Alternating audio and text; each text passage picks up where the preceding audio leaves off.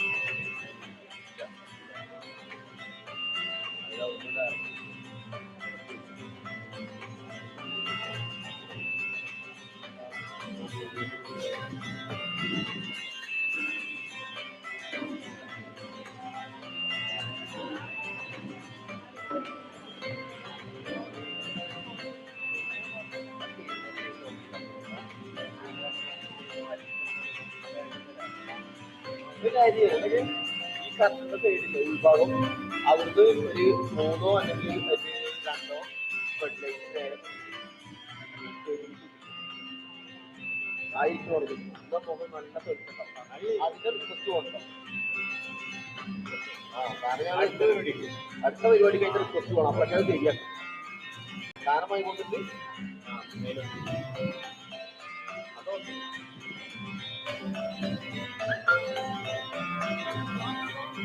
അതെ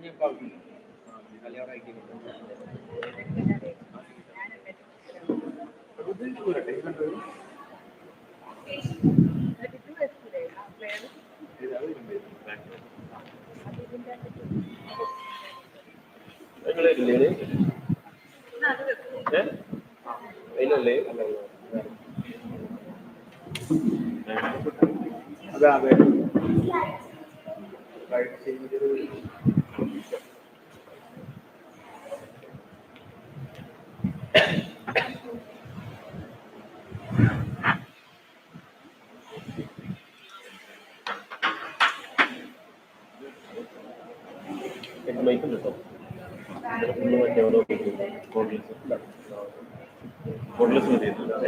അത് വേണ്ട പൊതുവെ ഇന്നലെ ഇപ്പം കോഡ്ലെസ് രണ്ടാമത്തെ ഫസ്റ്റ് സ്റ്റേഷൻ നമ്മൾ മാത്രം കൊടുത്തു. രണ്ടാമത്തേന് മാറ്റി കൊടുക്കുന്നത് പിന്നെ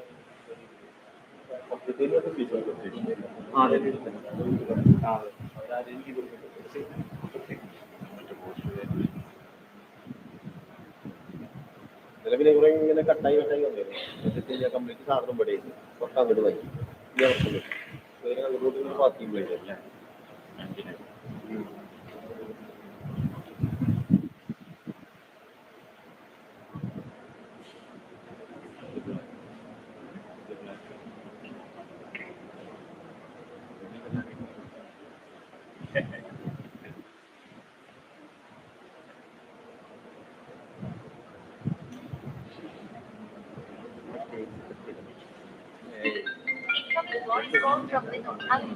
പറഞ്ഞോ.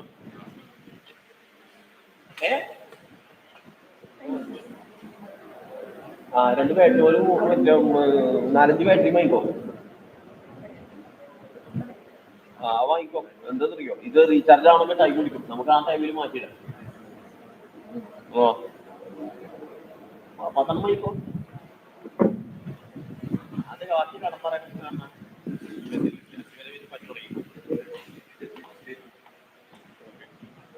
ഇന്നലെ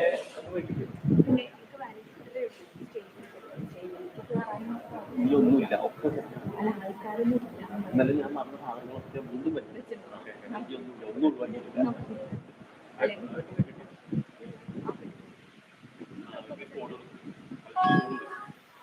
ബാക്കി സാധനങ്ങളൊക്കെ പടം അവിടെ കൊണ്ടുപോയി കെട്ടാൻ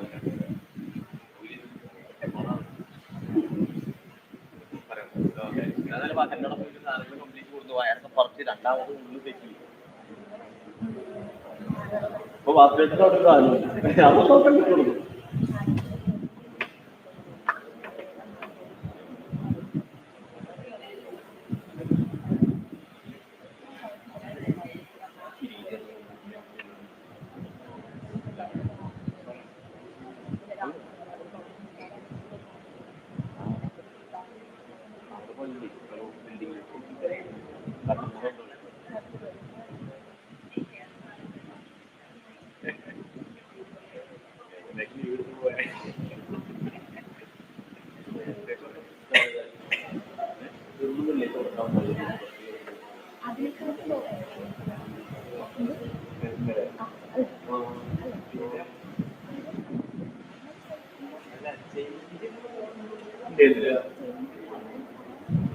ഇവനോട് പറഞ്ഞിട്ടുണ്ടോ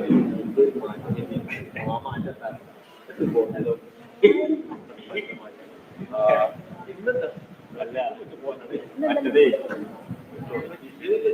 അതിന്റെ കൂടെ അതിന്റെ പറഞ്ഞറിയോ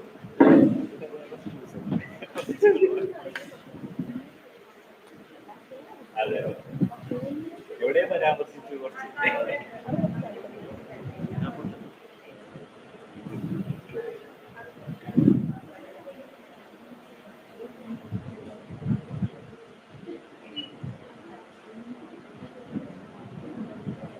സാധനം അവന്റെ പാട്ടത് കൊടുത്തിട്ട്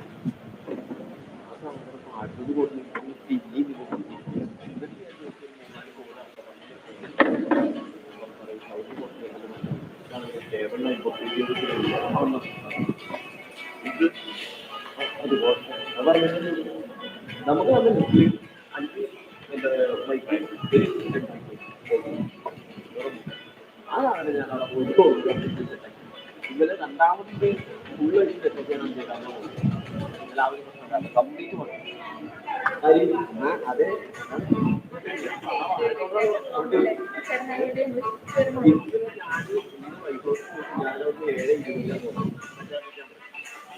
വേറെ വൈകി ഒന്ന് കഴിച്ചു.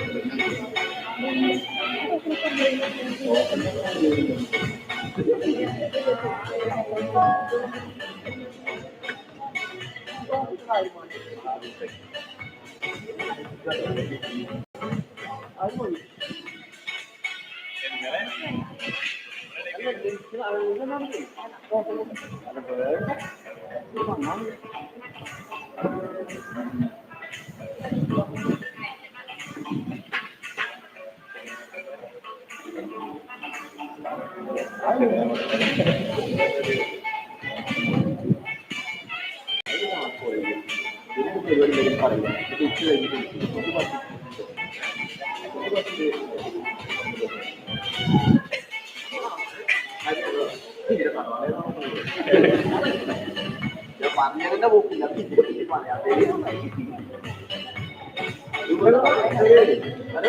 മൂപ്പിക്ക് സംഭവം പിന്നെ ഇത് കണക്കിൽ കൊടുത്തിട്ടുണ്ടോ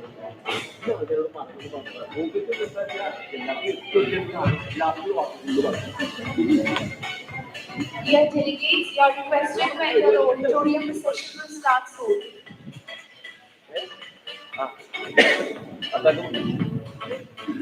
Dear delegates, you are...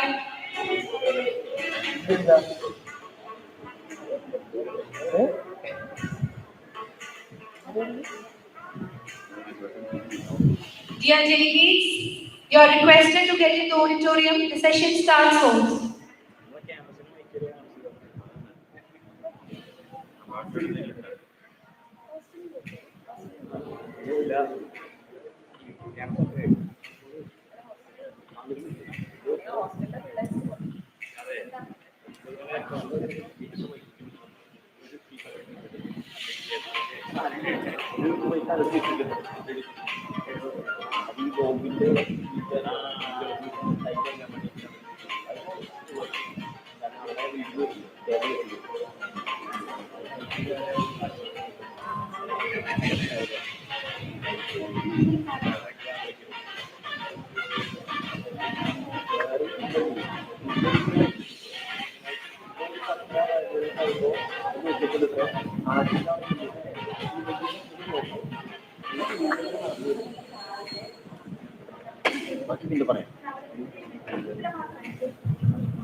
Good morning to one and all. A very warm welcome back to day 2 of the national seminar.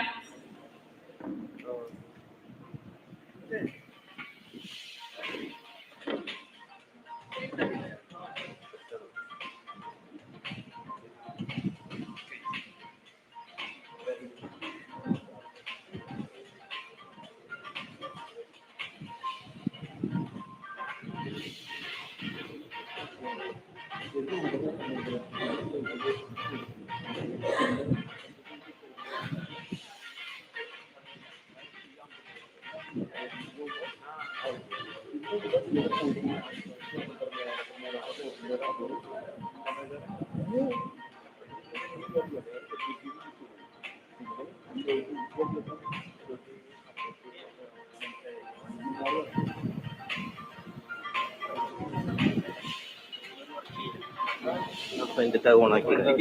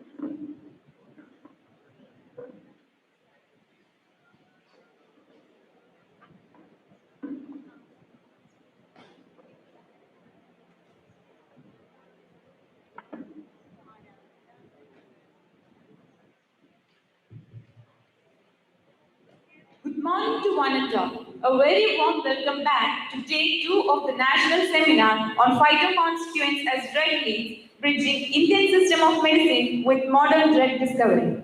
We are delighted to see the continued enthusiasm and presence of all our respected delegates, distinguished speakers, faculty members, and all the esteemed members of the organizing committee.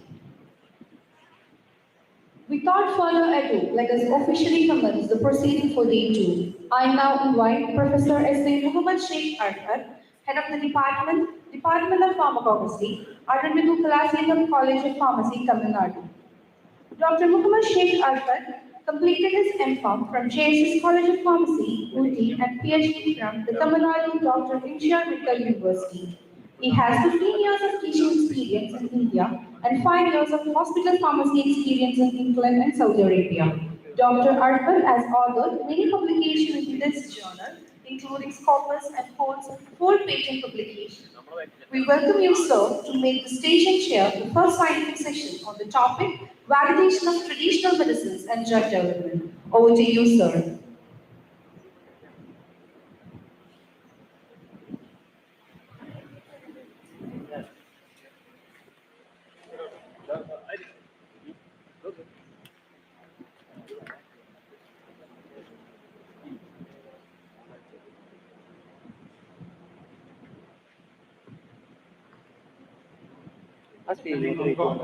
The most beneficial and the most beautiful, respected dignitaries, beloved principal, professors, and dear students. A very good morning to one and all. I feel honored to introduce Dr. Suleiman, who is having more than 17 years of experience in the field of phytochemistry and medicinal plant research. A scientist and presently serving as senior scientist and head of phytochemistry division of Center for Medicinal Plant Research, Arya Kottakkal. The main focus area of research and phytochemical characterization of medicinal plants, scientific validation of traditional knowledge and drug development, ingredient analysis and metabolite profiling of herbal formulations, etc. Handling many collaborative research works in association with reputed national and international institutes, his research contribution are evidenced by more than 75 research articles in various international journals. He is serving as visiting researcher of University of Johannesburg, South Africa, associate member of American Society of Pharmacognosy, member of Society for Medicinal Plants and Natural Product Research, and also serving as secretary, South Zone, Society for Medicinal Plant Research, India. He has delivered many lead lectures in more than 40 national and international conferences and serving as resource person for Malviya Mission's team for teachers training and a university grant commission. He is one of the expert member of Screening and Monitoring Committee, the EST Mission Grant, Department of Sciences Technology, Government of India, and Kerala Development and Innovation Strategy Council, Government of Kerala. He has contributed for many research projects funded by various government agencies like Indian Council for Medicinal Research, National Medicine Plans Board, Ministry of Ayush, etc. And presently serving as the principal investigator of 3 externally funded projects. He is recipient of 10 Scientist Award 2018 instituted by Youth Welfare Board, Government of Kerala, Dr. P.D. Singh Memorial National Award 2020, Young Scientist Award 2024 instituted by Society for Plant Research and Lifetime Achievement Award conferred at 8th Global Summit on Medicine and Aromatic Plants 2023 at Bangkok, Thailand. With this brief introduction, I would like to welcome Dr. Sulaiman for the scientific session presentation. Over to you, sir.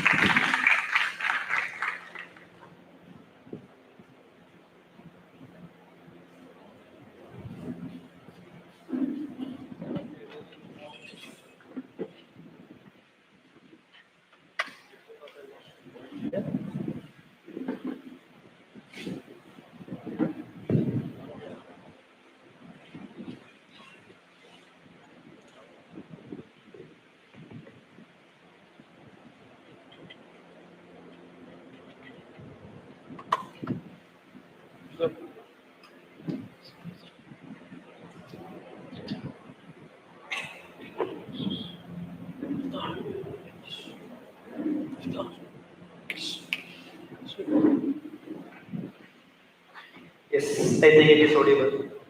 Very good morning to all. And thank you, sir, for the nice introduction. So, first of all, let me to begin congratulating the organizer of this national conference by selecting an innovative theme, specifically with regard to the medicinal plants or traditional systems of medicine, converting to the drug development. And I would like to extend my sincere thanks to Dr. Bensi Baby for giving me this opportunity and the principal of Shifa College of Pharmacy and all the faculty members. So it is happy to discuss something related to the validation of our traditional knowledge, specifically with regard to our Indian systems of medicine, Ayurveda, how it can be utilized for drug development. So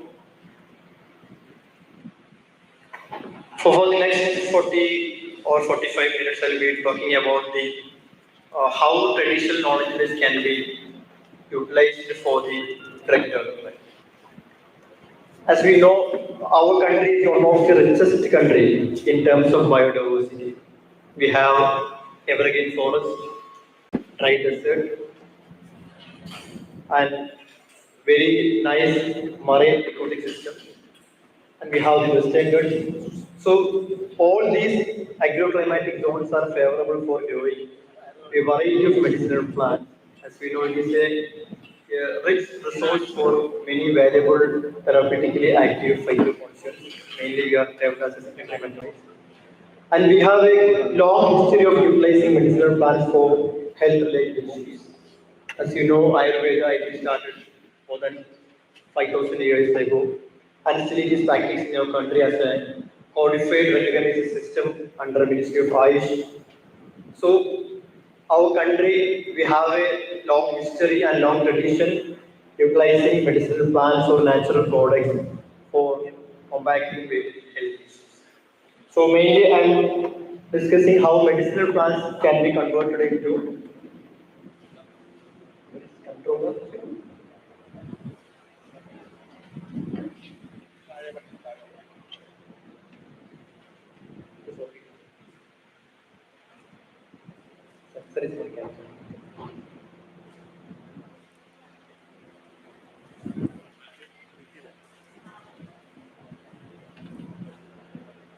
Okay, so as you know, many of the even modern drugs have been derived from medicinal plants.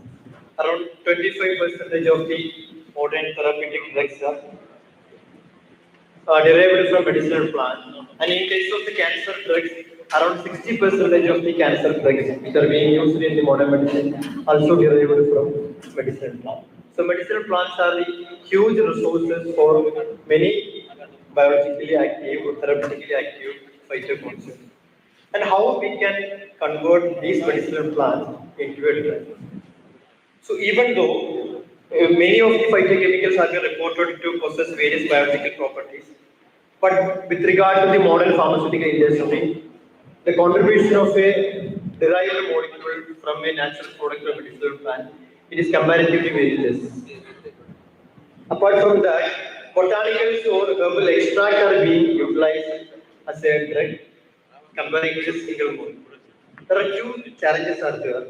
One is with regard to as you know, all the phytoconstituents are present in the medicinal plant in a highly complex matrix.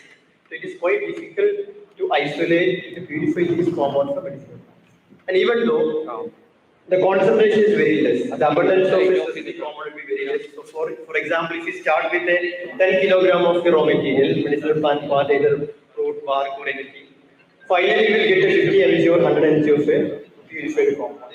So if we convert it to clinical dosage, it is quite difficult to commercialize this product unless it can be synthesized by semi-synthetic method or synthetic method. So those phytochemicals which can be semi-synthesized can be converted into a commercial drug. Other things with regard to toxicity. Normally, most of the single compound, after the pharmacology evaluation, it will fail on the toxicity. So let me say one example, as you know, preserpine was the modern drug which has been used as an anti-hypertensive drug in modern medicine also. But due to adverse effects, it was originated from the Rauw's serpentine from a medicinal plant, but due to severe adverse effects, it has been banned.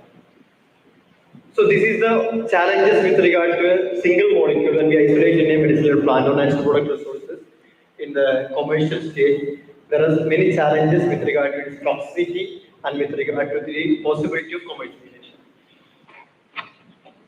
So before entering to the core section of my presentation, we introduce our insurance. I think all of you know about Ayurveda Shala. It is a 123-year-old institute which was started in 1902 by the great missionary Dr. P.S. Warrior as a village clinic. Now it is a multi-centered, multi-core institute. It's a very unique institute in our country. It is a 100% charitable organization where there is no individual beneficiary. The total income will be divided like 45% for its developmental activity and 45% for the charity purpose and 10% for the Ayurveda medical college. It is as per the will registered by the founder itself in 1939. So there is no individual beneficiary. Total income will be pulled back to society directly or indirectly. And we have three manufacturing units, GMP certified unit, one is at Kottakkal, one is at Palakkad, Kanchikode, and our third factory is in the Manchangod of Karnataka. And we have NA-based accredited hospitals, two hospitals in Kottakkal, one at Cochin and one at Delhi. And various herb garden, estate, research centers, publication department, clinical research, these are the other facilities of Ensure. And our Center for Medicinal Plant Research is an R&D team of Ayurveda Shala, started in 2002 and formally inaugurated by then President of India, Dr. APJ Abdul Kalam in 2003. And it is issued by the Generous Fund from Tata Trust. And in 2008, it has been upgraded as the Center of Excellence in Ayurveda Pharmacopoeia and Drug Standardization by the Ministry of Ayush Government of India. And recently, in 2022, it has been again recognized as the Center of Excellence in Pharmacopoeia. And these are the major first stage of research: quality planning and production, and quality standardization of medicinal plants, optimization of method for judicious or sustainable utilization of raw materials in herbal drug industry, and mainly scientific validation of traditional knowledge and development of herbal medicine for a specific set of disease condition, and integrative oncology, that is also an important area of research of ours. So now, see, as you know, medicinal plants, it is being used as a starting material of the even for the main major modern drugs. And we have, as you know, we have the Western goods. Still, there are a lot of unexplored medicinal plants. If we just consider, on Earth, more than 75,000 of higher plants exist. Out of these, only 10% are being utilized in various traditional systems of medicine like Ayurveda, traditional Chinese medicine, Campo medicine, Tibetan medicine. And even from these, only 5% are scientifically explored. So still, there is a huge resources unexplored phytochemically, pharmacologically or toxicology. So this is the major area of research to be started. How we can identify medicinal plants as such, or specified medicinal plant extract, or even as a nutraceutical or functional food, or something like that, probiotics or prebiotics. There are a lot of medicinal plants are there still unexplored. So if you have some, specifically for pharmacy students, if you have some passion to identify certain areas, for example, there are a lot of entrepreneurs are there in our country. They are exporting only 3 or 4 extract, medicinal plant extract with high quality to different foreign countries. Only thing is they have to make some extraction unit and to make sure the sustainability of quality planting material. So if you have such a passion, it's a great opportunity for the student to start some entrepreneurship with regard to the enriched medicinal plant extract. I will say in inverted comma, it's an enriched medicinal plant extract with specific quality, with sustainability. That will be a huge area of research and also for the different areas for commercialization of the product. But as you know, there are certain challenges in this. With regard to the herbal drug development, there are certain challenges. The main challenge is the availability of the good quality material. Because our resources are depleted. In India, more than 8,000 herbal industries are there. That is the recognized registry. Apart from that, there are many MSMEs also. So for all these, for the herbal drug industry, more than 70% is resources from the forest only or the wild resources. Only 30 or below 30% are under cultivation. So major resource for every herbal drug industry are the forest. So the annual requirement of each industry are very huge. So definitely it will deplete the resources, available resources. So as part of this, many of the valuable medicinal plants become endangered, some even extinct. So what will happen in the market? A lot of adulteration. And with regard to the herbal drug industry, specifically Ayurveda, more than 90% of raw materials are being used in a dried and soaked form. In the raw drug market, it is being sold as a dried and chopped. Only few items are in the fresh form. So if it is a fresh form, a botanist can identify a plant using the floral characters by analyzing the leaf, flower, seed, etc. A botanist can identify or identify, ensure the authenticity of material. But in our country, the raw drug industry, all these materials are being traded as a dried and soaked form. So it is quite difficult to distinguish whether it is genuine or not using the morphology. That is one challenges faced by the raw drug industry. So one thing is we have to ensure the quality of the available material. Other thing, if it is the scarcity is more, we have to identify certain method, scientifically valid method, to find a sustainable or alternative way to maintain these resources. So that is the main two challenges with regard to the herbal drug development. So normally there are many techniques are there. If it is a live plant, such plant, taxonomically you can identify. Or the anatomical structure using the cellular characters we can identify. And phytochemistry play an important role because each and every medicinal plant contains lot of phytochemistry. Can I just assume what will be the number of phytochemistry present in a single plant? Anybody can just say one number. Just to interact and make sure we are not taking it. Okay, just say a number. What will be hundreds or just roughly hundreds of thousands? What will be the number of phytochemistries present in a plant? Hundreds? 4,000, yes. A medicinal plant may contain 20 to 30 thousands of phytochemistries in a single medicinal. Normally the students are asking for doing some PhD work. Sir, I need a plant which is not well studied. I need a new plant. And what will happen? They will select a plant which is rarely available in Western Ghats. They will collect the plant. It will only be a small population. They will collect for preliminary studies, and for detailed studies, they will see the same area. It will not be available. So after 2 years or 3 years, their work will be in it. No need to search for a new plant. Just study well a well-established plan. Even for example, well-established plan like our kurkuma or black pepper or tulsi, even after 100 years, somebody will identify new compounds from same plant. So if you search the literature of a plant, you will find many chemical constituents reported from that plant, but still a major cost is yet to be identified. It's a huge resource for phytochemical. So based on these chemical concepts, we can develop a chemical profile which can be used for the quality standard. Like different chromatography techniques like HPLC, HPLC, gas chromatography, we contain volatile concepts. So that is the phytochemical standardization based on the chromatography profile. So a chromatographic profile means which contains some specific set of compounds. That doesn't mean, so you can see some 8 or 10 bands here. That doesn't mean black pepper contain only 10 compounds. This is the compounds separated in a SPTLC plate with a specific set of experimental conditions. But it can be used as a quality standard. If you are getting some other sample, you can just match. And even certain compounds we have been used to specify the quality, which is known as marker. There are two types of marker compound. One is analytical marker compound, other is the active marker compound. This is the active marker compound because piperine is very specific to pepper, which is therapeutically active. There are other compounds, analytical markers, for example, gallic acid.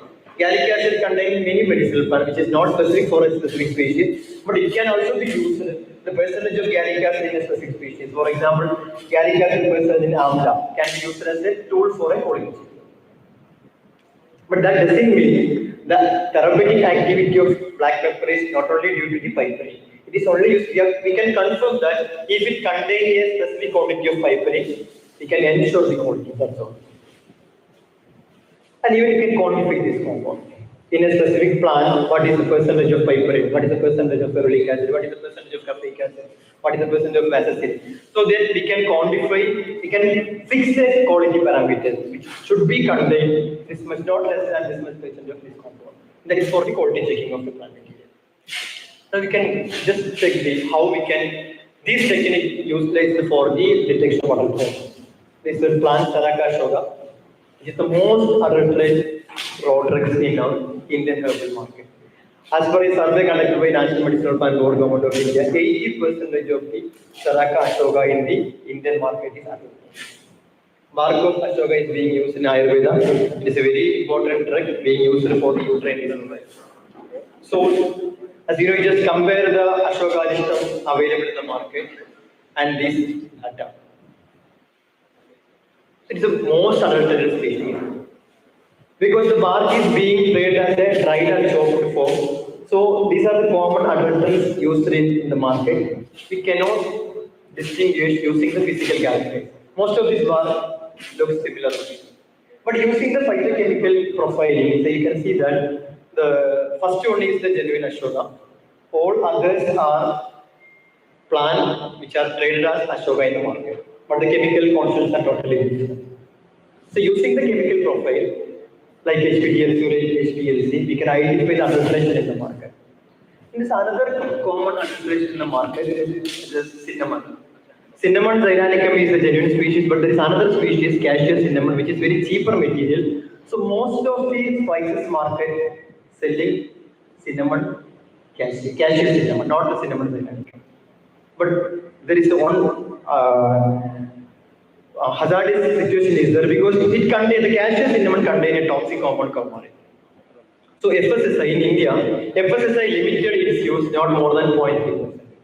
So if any plant contains more than 0.3% of coumarin, it is not suitable for as a food or drug. So this is one example. This is a market survey.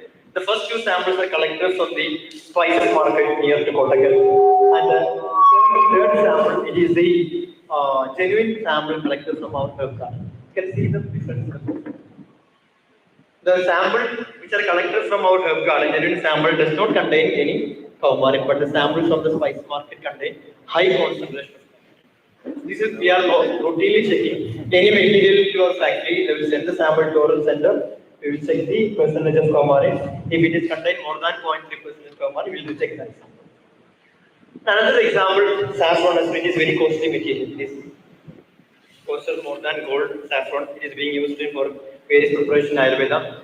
So in saffron also, as the cost of the material increases, adulteration will also increase. So in saffron, botanically the test is passing. It is saffron itself. But chemically, it contains some chemical dyes sometimes. So we have rejected the sample. And later we got some other sample, chemical test also passing. But which also contains some dyes, which is plant origin dyes. In the chemical test, it will not be detected. So when we inquired about it, when it was found that the vendors, they will sell one lot of a saffron to one industry with a cost of 90% with a condition after use they have to return the same vendor. Again, the same load, they will add some dye, it will send to other vendor with 80% of cost with a condition that we have to return back.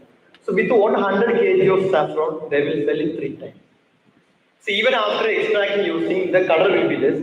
To compensate that color, either they will add anthracite or CA acid or sudan. When we identify the chemical dye, they will add the safflower yellow. It's a natural law. So using the LCMS analysis, we could identify the adulteration. It is routinely every batch of saffron getting to our industry, being checked, and based on this result only, they will accept or reject.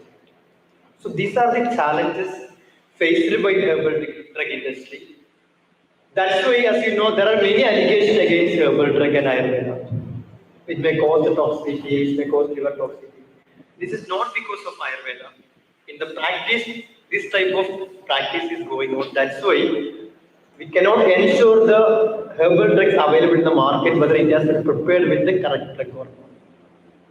So instead of original saffron, if it contains sudan free or sudan, definitely we got some toxicity.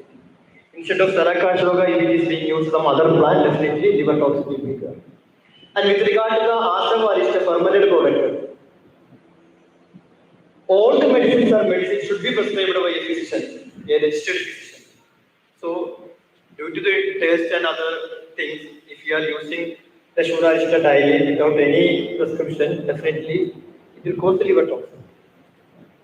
That is not due to the Ayurveda drug, it is a mispractice of that will cause even any. But the issue is sometimes, for example, somebody is taking paracetamol every day, 3 or 4 tablets, causing some toxicity.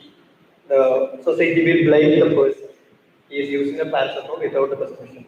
But if somebody using the same person using the Shurarishta every day, 1 bottle, the blame for to Ayurveda, not that. So, whether it is alternative medicine or modern medicine, medicines are medicine. It should be prescribed by a registered practice. So, if you check the quality in a very stringent way, we have to identify some other method to identify this scarcity issue. So, we have done certain research studies to identify some scientifically valid substitute or alternative path to face these issues with regard to scarcity probability. I will show one example with regard to Saraka, which is the most underrated species. So it is a project funded by National Medicinal Plan Board. So we have done this study comparatively. Instead of bark of Saraka Ashoka, whether we can use the secondary branches of Ashoka. Because it is an alternative path, sustainable path. If we use the secondary branches, again it will regenerate. So as you know, bark is a slow growing path. Normally, if you extract a bark from a Ashoka tree, it will take around 10 to 12 years. So it is slow growing nature, it's quite difficult to meet the industry requirement. So in our study showed that the secondary branches can be used instead of this one, which contain almost similar phytoconfrence, and we have done the estrogenic activity in experienced animals. So significantly it showed the activity comparatively to bark of Ashoka. So we have proposed to approve these secondary branches of Ashoka as an alternative source. If bark is not available, the industry can utilize the alternative part as a secondary branch. So we can ensure that product contains Ashoka. Otherwise, it will be adulterate species without any efficacy, or even sometimes it will be harmful also. This is another example. Sida codifolia. In Ayurveda, it is known as Bala. Sino, it is known as Kurunduti. There are different species of Bala. സാധാരണ കാണുന്ന എല്ലാം കുറുന്തോട്ടി ആയിരിക്കും, പക്ഷേ ആയുർവേദത്തിൽ കുറുന്തോട്ടി എന്ന് പറയുന്നത് സിഡ കോഡിഫോളിയ. But It is quite difficult to get Sida qualifolia as per the industry's requirement. So we have done, normally in market, all these species are being traded as a Sida or Bella. Other species like Sida qualifolia, Sida rombifolia, Sida aldifolia, Sida acuta. So we have done the comparative study, phytochemically, pharmacologically. So we have identified that instead of Sida codifolia, even we can use Sida rombifolia or even the whole plant of Sida codifolia. Root is being specified in Ayurveda as an anti-arthritic drug, but the study showed that Sida rombifolia can also be used as an alternative source. So this is just an example how we can address the scarcity of raw material by identifying the sustainable plant form instead of the original plant. Now, with regard to the scientific validation of Ayurveda, there is a specific ontology in Ayurveda comparing to the modern medicine. As you know, Ayurveda is considered every person as a specific phenotype. Based on this, for example, if you have four persons have the same symptom or same disease, if you visit an Ayurveda physician, you will get different medicines because of your phenotypic nature, which is known as Ayurvedic Prakriti. So Ayurveda treats each individual as each Prakriti or each phenotypic nature. So medicine will be different, even though the disease condition or symptoms are common, the medicine will be different. So even in the modern medicine, as you know, most of the drugs are developed based on the chronological age, that is age starting from our birth. But now it is turning to other side. The medicine should be based on the biological age. We have a lot of incidents. Very youngsters are getting heart attack and sudden death after the COVID, not due to the vaccine. There is some misinterpretation. The sudden heart attack or something, the clotting of the blood is not due to the vaccine, but it is due to the COVID attack. Virus attack or virus infection may cause the arterial stiffness. So that may cause to the cardiac issues. So see, if you have even, I think I'm also, if your heart may be 30 or 50 or something more. So there is a biology. Due to our lifestyle, due to our diet plan, due to your lack of exercise, our heart may be more than our normal. So we have to identify this biological age. Now the modern medicine also it is converting to the metabolomics based or genomics based precision medicine.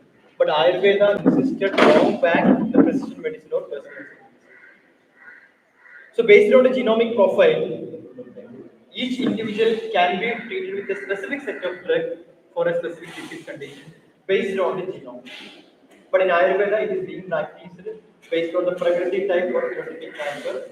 It is given a specific medicine based on your Prakriti. That's why the Christian will ask more questions due to of your Prakriti. But the problem is, whenever the Christian asks about your sleep habit or eating habit, it should be very genuine with the doctor. Whether he or she will ask me whether you are having junk food, but we will think like if I am saying yes, it will be quite difficult. So I say, no, I don't have any. I don't like drinking. Actually, just 30 minutes before you are going or something like that. It should be very difficult because based on your answer, doctor has to prescribe your drug. And what about your sleeping habit? Normally, some people say they will be easy because they love to 2 a.m. But we say to doctor that no, it is very proper. I will start sleeping by 10 a.m. and will average by 4 or 5 a.m. Don't be say some that type of fault is so much doctor because based on your answer only doctor has to assess your problem. So if your physician properly assesses your problem, she or he can prescribe a specific set of medicine. So this is the very specific set of Ayurveda medicine. That's why Ayurveda formulations have polypharmacological nature. So with regard to precision medicine, whether a single compound can do all this, it is not possible. So the drug target site will be different based on the genomic nature of a person. That's why Ayurveda emphasizes the polynomial formulation. A single formulation contains many ingredient plants, maybe up to 100 or more than 100. So that is the specificity of a polynomial formulation Ayurveda, which is a combination of different medicinal plants. And these medicinal plants in a specific ratio will cumulatively act with the specific disease condition. So which contain multiple compounds. And also that cannot be compared with the individual medicinal plants. Say for example, a formulation contains 10 plants each plant having reported 10 compounds. So theoretically, in the formulation, it will be 100 compounds totally, but it will never happen like that. If you are adding 10 plant in a single formulation, sometimes the total compound in the formulation will be 13, 20 or less than that. There are two chemical reactions happening during the preparation of the polyamide formulation. One is the synergetic interaction, another is the antagonistic reaction. Antagonistic reaction already mentioned in the case of reserpine. If you are using reserpine as a single compound, it is highly toxic.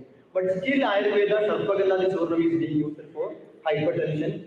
It also contains reserpine, but it does not contain reserpine only. It contains urine, ajmalate, and reserpinic acid. Many compounds are there.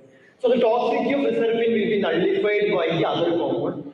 That is the antagonistic reaction of a polyamide.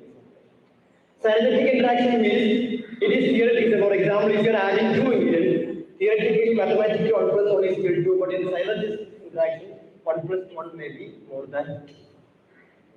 So, totally, the many phytochemical constants acting very specifically with regard to the disease condition. So, each and every step of preparation of polyamide formation is so important, starting from the identification of the correct raw material, then the process, everything is important. That's why in Ayurveda there are a lot of process mentioned like Bhavana, Shodhana, there are many process mentioned before preparing a polyamide preparation. So these are the chemistry and every metabolite in a polyamide formulation, irrespective of its abundance. So for example, in a medicinal plant, we may say that there is major compounds and minor compounds. That is purely on analytical base. In a polyamide preparation, every compounds are equally important, whether it is minor or major. So all the metabolites in a polyamide formulation are equally important with respect to specific. So which contain multiple compounds which have multiple formulas. This is one article which is published with respect to a polyamide formulation, Amadotram Kashaya. It contains 3 ingredient plants. One is terminated segula, Tinospora cordifolia, and Zingiber officina.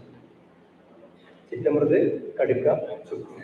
So we prepared formulation individually and or correct formulation of Rotrangasha. We just compared the chemical compounds.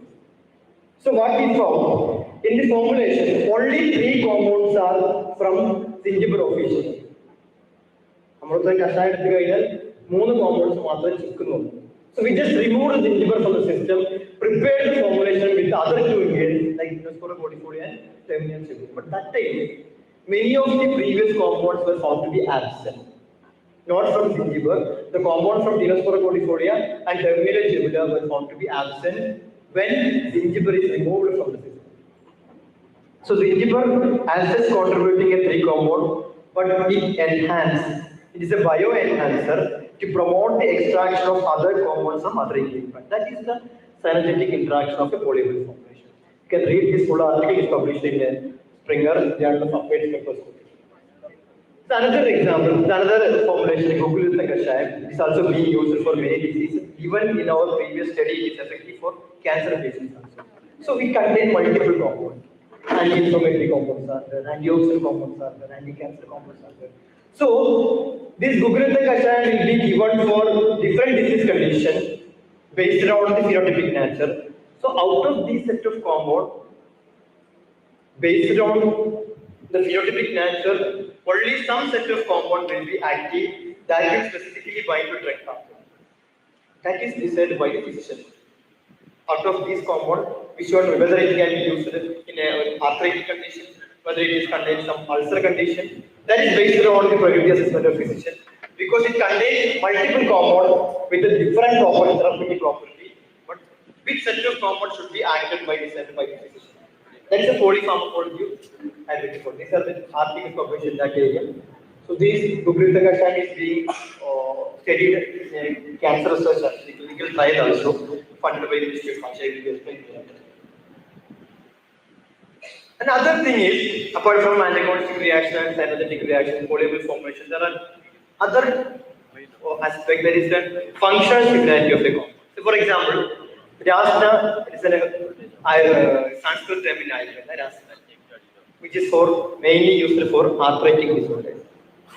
But in our country, this is controversial because in the Ayurveda text, everything is mentioned in Sanskrit regarding the property. So while converting the botanical part, some scholars will equate different plants. This is one controversial. Like for example, Crucial anesthetic, leaf of crucial anesthetic being used as a rasna in northern part of country. And fortunately or unfortunately, the Ayurveda pharmacopoeia recognizes leaf of crucial anesthetic as official source of rasna. But in Kerala, physicians are being used rhizome of Alpina gallica and Alpina calcarata as source for anesthetic. In Kerala, it is being practiced and physicians are saying it's very effective against arthritis. But as per Ayurveda pharmacopoeia, it is crucial anesthetic. In the regulatory condition, we should use the wrong drug specifically Ayurveda pharmacopoeia. So we have done a study, comparative study, because all these are different species. Alpina gallica and calculator, there are some similarities, there are chemical compounds, because all are allied species only. And we part is also similar rhizome. But the crucial aspect is totally different species and part is also different. Leaf is different. But it contains, even though it is different chemical content, it is functionally similar. All these compounds are anti-arthritic. So, if it is, even though it is structurally not similar, functionally it is showing anti-arthritic. So, we have done the anti-arthritic activity in experimental animal. So, all these three plants showed significant anti-arthritic activity. So, there is another aspect in the herbal formulation. Even though the structure are different, there may be some function. So, let's have some example of scientific validation of process. Say in Ayurveda, certain medicinal plants are considered as toxic. It is in Ayurveda it's known as Visha or Upavisha. That means we cannot use the drug as such for medicine manufacturing. We have to do some purification process. In Ayurveda it's termed as Shodhana. In Sanskrit they have Shodhana. We have to do some Shodhana. One basic example is Belladega. That is Semicarpus anacardium. Cherkuru Kadilia. Even sometimes, some people, if you just walk near that plant, some contact dermatitis allergy condition will be there.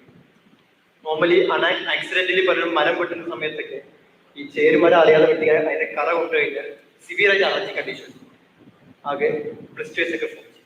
Highly allergic ആണ്. But the fruit of this plant is being used in Ayurveda. But if it is a raw form, it is highly toxic. Contact dermatitis ഉണ്ടാവാം. But in Ayurveda, the Acharyas in the Ayurveda classical text is mentioned a process to purify. So if you are using Cherkuru or Belladega as a raw drug for herbal formulation, you have to go through the purification process. I just show an example how this purification process is done. It is done in different stages.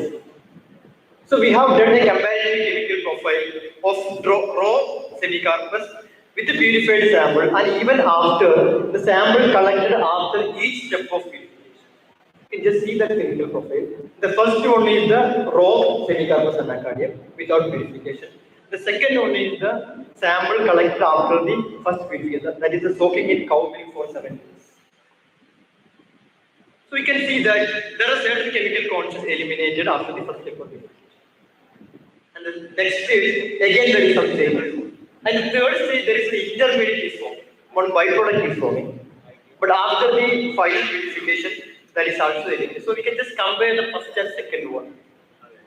There are a lot of chemical changes happening even after every stage of purification. So the purified sample, you have done the toxicity studies also. So actually what happens, Semicarpus anacardium is a rich source of anacardic acid. Different forms of anacardic acid like anacardic monoene, diene and triene. When it is being purified, the concentration of anacardic acid is very less because some portion of this anacardic acid is being converted into cardinol by a decarboxylation reaction. And in the toxicity studies, in the purified form, it is not causing any toxicity exposure. Same time, it is enhancing the anti-cancer activity because in Ayurveda, there is a mention with regard to this plant like arbuda, which can be indicated in cancer. So we have done the anti-cancer activity in experimental animals. So we found that purified Belladega showed enhanced anti-cancer activity comparing to the raw Belladega.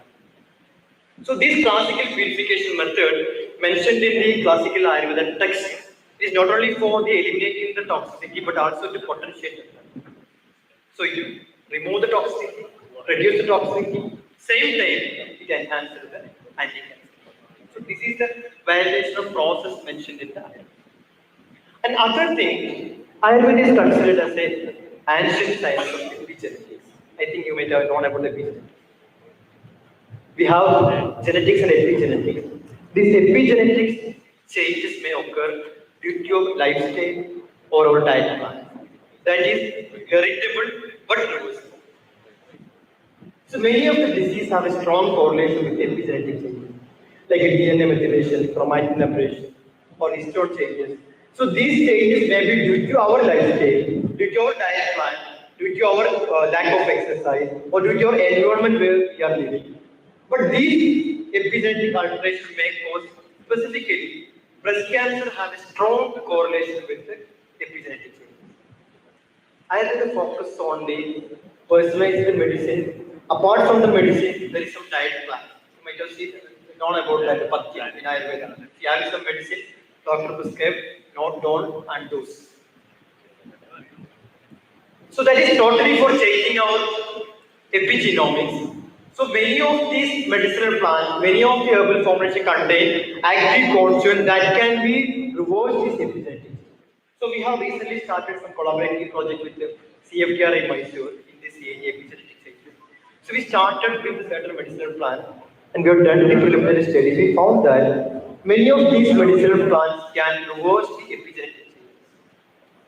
Now we proposed a project in National Medicinal Plan Board and recently NLB approved a project in this area to prepare a functional food as a prophylactic management of breast cancer. So we are planning to prepare a functional food with help of CFTRI. So those who have a history of a CF breast, so those studies after 30 years of age, they have to take this functional food as a preventive measure to prevent the further growth of the or further progression of the breast cancer. So this is the validation of epigenetic, Ayurvedic epigenetic concept into a functional food. Apart from drug, it is being developed for a function. And gut health, Ayurveda is also. So am I exceeding the time? So gut health is an important thing in Ayurveda. A famous quote is there even from the Hippocrates, all the disease starts from our gut. If our gut health is okay, our overall health will be fine. So Ayurveda emphasize the gut health. That's why there is specific food practice. We have to emphasize our gut health. So we started certain studies in collaboration with the JSS University, Mysore. How to improve the gut health. Specifically, there is a correlation between gut health and autism spectrum. So we recently identified certain medicinal plants which contain metabolites that can improve the gut health. Now we are planning to start a clinical trial with the autism spectrum disorders. How to change the disease condition, mainly symptomatic conditions of autism child after treating with the herbal formulation or medicinal plant start. And now I will show few examples how validation of Ayurveda knowledge based, traditional knowledge based can convert into herbal drug. This one study we started with the CCMB Hyderabad. In Ayurveda, there is a specific drugs mentioned as Merya Rasayana, the Sanskrit name, which means the drugs which will improve the intellect and memory. There are many medicinal plants mentioned as Merya Rasayana. So this is one of the plants, Icomia mauritiana. In Ayurveda, it is known as Ksheera Vidali. In Malayalam, it is known as Palmulu. September. So this is being termed as a major sign in Ayurveda. So we identified this plant. So we started preparing some enriched extract of this plant. And we have done the in vitro studies for neurodegeneration. And we have done the dementia model, Alzheimer's model. Finally, even it will be very significantly acting even in the spinal injury model. So in Ayurveda, it is termed as major sign. So using that indication, whether we can develop a new drug for neurodegenerative. So drug development under process. So this is the lead from traditional knowledge. Another example, in Ayurveda, this plant is being termed for Arbuda, it's for cancer. So two medicinal plants, Euphorbia thymophoida, Euphorbia hirta. It's known as Nilappala in Malayalam. Two closely allied species. So we started working with the cancer biology division of Center for Cellular Molecular Biology. This also we specifically identified the enriched extract of Euphorbia thymophoida is very active against colorectal cancer. As you know, specifically in our state, Kerala, the Center for Colorectal Cancer, being our junk food habit, youngsters have more incidence for colorectal cancer because of our food habit. So this plant extract is active against the colorectal cancer. So this is the medicinal plant mentioned in the Ayurveda for Arbuda. So we are developing into a new drug herbal formulation against the colorectal cancer. It's another example for the cancer research also. This one product KGS tablet is a special medicine of Ayurveda. We have been conducting a special OPD at our charitable hospital. As you know, in the charitable hospital, treatment, medicine, IP admission, everything is free of cost. There is a special wing which was started as per the instruction of our late managing trustee Dr. P.K. Vaiyar. So this is special medicine derived from his own experience in the cancer patient. We are not claiming any cure for cancer. If somebody is visiting freshly in our cancer operating system, we send back to a modern oncology hospital to do all the diagnostic tests. If the surgery is the first option, we will also insist to go for surgery. If the chemotherapy is the first preference, we'll insist for chemotherapy. After the treatment, we'll use some herbal formulation to reduce the adverse effect of chemotherapy or radiotherapy, and also for improving the quality of life. Mainly, our motto is to improve the quality of life. Because after treatment, there are many issues with regard. Because many of the cases, even the first-stage cancer patients, they are suffering not due to cancer, but due to the treatment. So we are focusing those patients. If there is no option in the, for example, CL lung, if it is a EGFR negative mutation, if it is a first stage, there is no option about it. Only palliative care is there. So we are focusing such patients to improve the quality. So this is based on his experience, but we done the studies, found that it contains chemical therapeutically compound which can arrest the cell proliferation in CL lung and CL. Dr. P.K. Vaiyar was telling about from his own experience because he used to give this medicine for the CA breast and CA lung patient, but they are getting much improved quality. Even though the CA lung positive patients have the 7 months of prognosis, in our history, the people live more than 2 years. So with good quality. So based on this, we proposed a research, and in 2022, Ministry of Ayush approved a Center of Excellence in Cancer Research, in which we have doing the phytochemistry pharmacology and clinical trial of CA breast patient with EGFR negative mutation.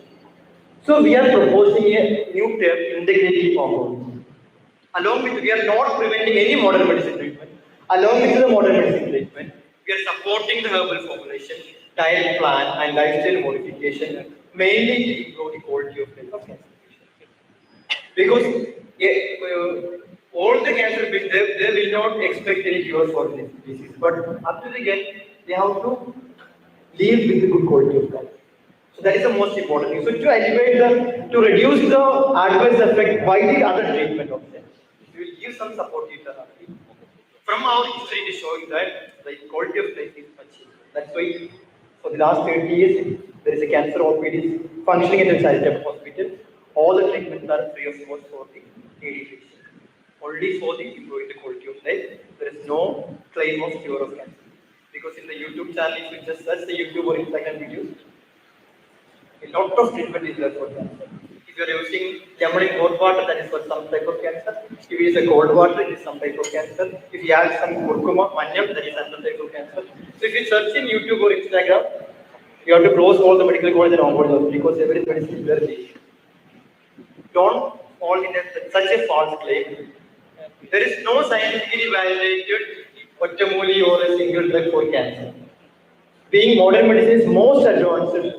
If you any cancer itself is there, if it is initially identified, a lot of treatment modalities is there in modern medicine. You have to approach modern medicine.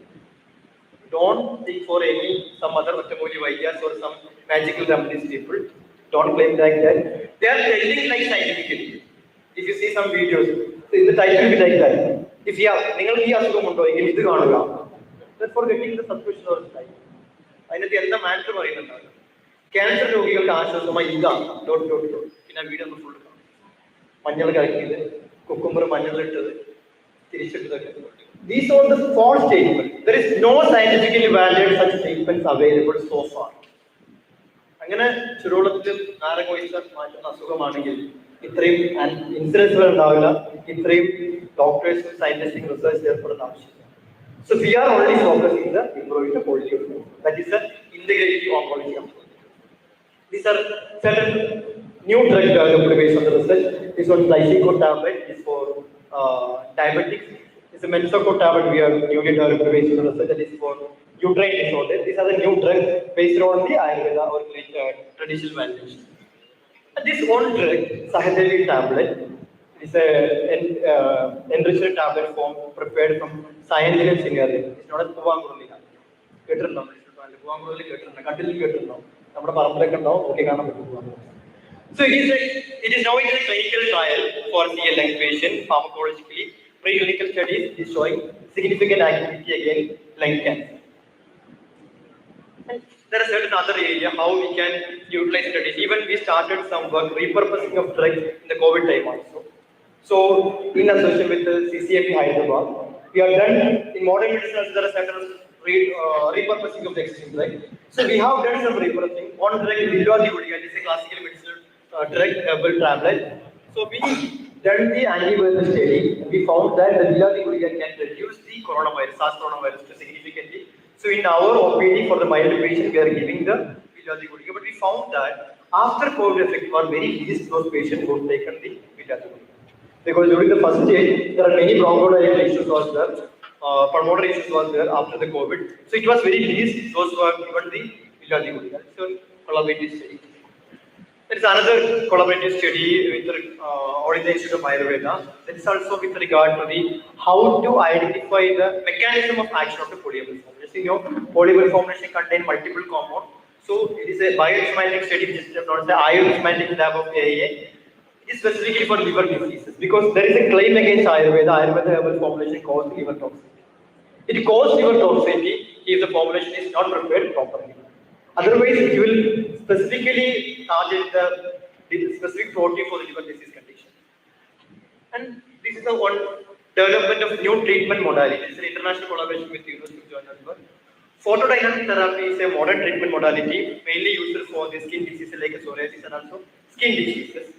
A chemical substance which are active against a specific laser irradiation. It will excite to higher energy state, leaving the reactive oxygen species or singlet oxygen. That will kill the cancer. It's a normal PDT practice. So we are trying to replace these chemical concepts with regard to medicinal plant or natural product so that we can reduce the adverse. So in Ayurveda, Swarnalia coralifolia is being used in Ayurveda for skin diseases. And in Ayurveda, there is a mention after applying this plant, we have to expose to sunlight. In Ajayana, it is mentioned like that. It is applied in the classical Ayurveda text. So this is a photoreactive reaction. So we selected these plants and we identified this plant contain photoactive compound which can be excited to higher energy state by the laser. So we collaborated with the Laser Research Center of University of Johannesburg. They are the pioneer in the laser research in the world. So now we identified certain specific compound from aloe vera. It's the most common plant in Ayurveda. So this is being and also other things like Rhizoria. This is also used for skin disease in Ayurveda. So the compound identified from these plants, whether we can use as a photodynamic PDT source, that is a phyto-PDT, to reduce the side effect of the chemical. And this is other thing I initially mentioned about early cardiovascular. Many of the people getting early cardiovascular. So recently we started some collaboration with AIMS New Delhi and IIT Madras. IIT Madras had developed the instrument, Artisans, which can be used to detect early cardiovascular. It is a non-invasive method, USC-like probe method. So it can be used to identify early cardiovascular. For another couple of after another couple of months, we are conducting a baseline study, clinical trial in our charitable OPD. So those who can willing can participate in that study. So you can just identify what is the age of your heart. So using that, we are detecting the early cardiovascular aging, and we are giving some formulation to reverse these changes. Arterial stiffness due to our lifestyle condition or lack of exercise. So whether we can reverse this condition to again improve the heart age, cardiovascular age. So that is another study. This also in Ayurveda there are many cardioprotective medicinal plants are mentioned. That is Hridaya Raksha. So we are selecting those medicinal plants whether we can convert into a drug which can be reversed into the artificial treatment. So just I'm concluding.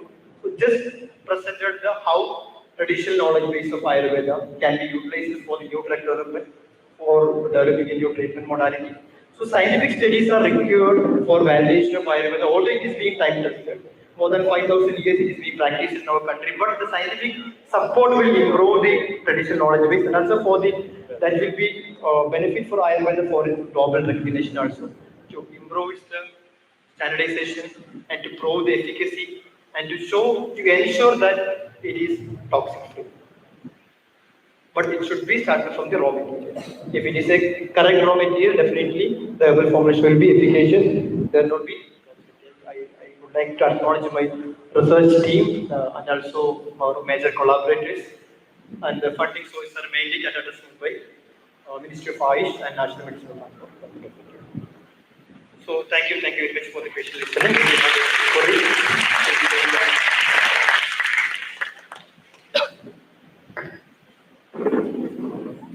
Now the forum is open for discussion. Do you have any questions? The forum is open for discussion.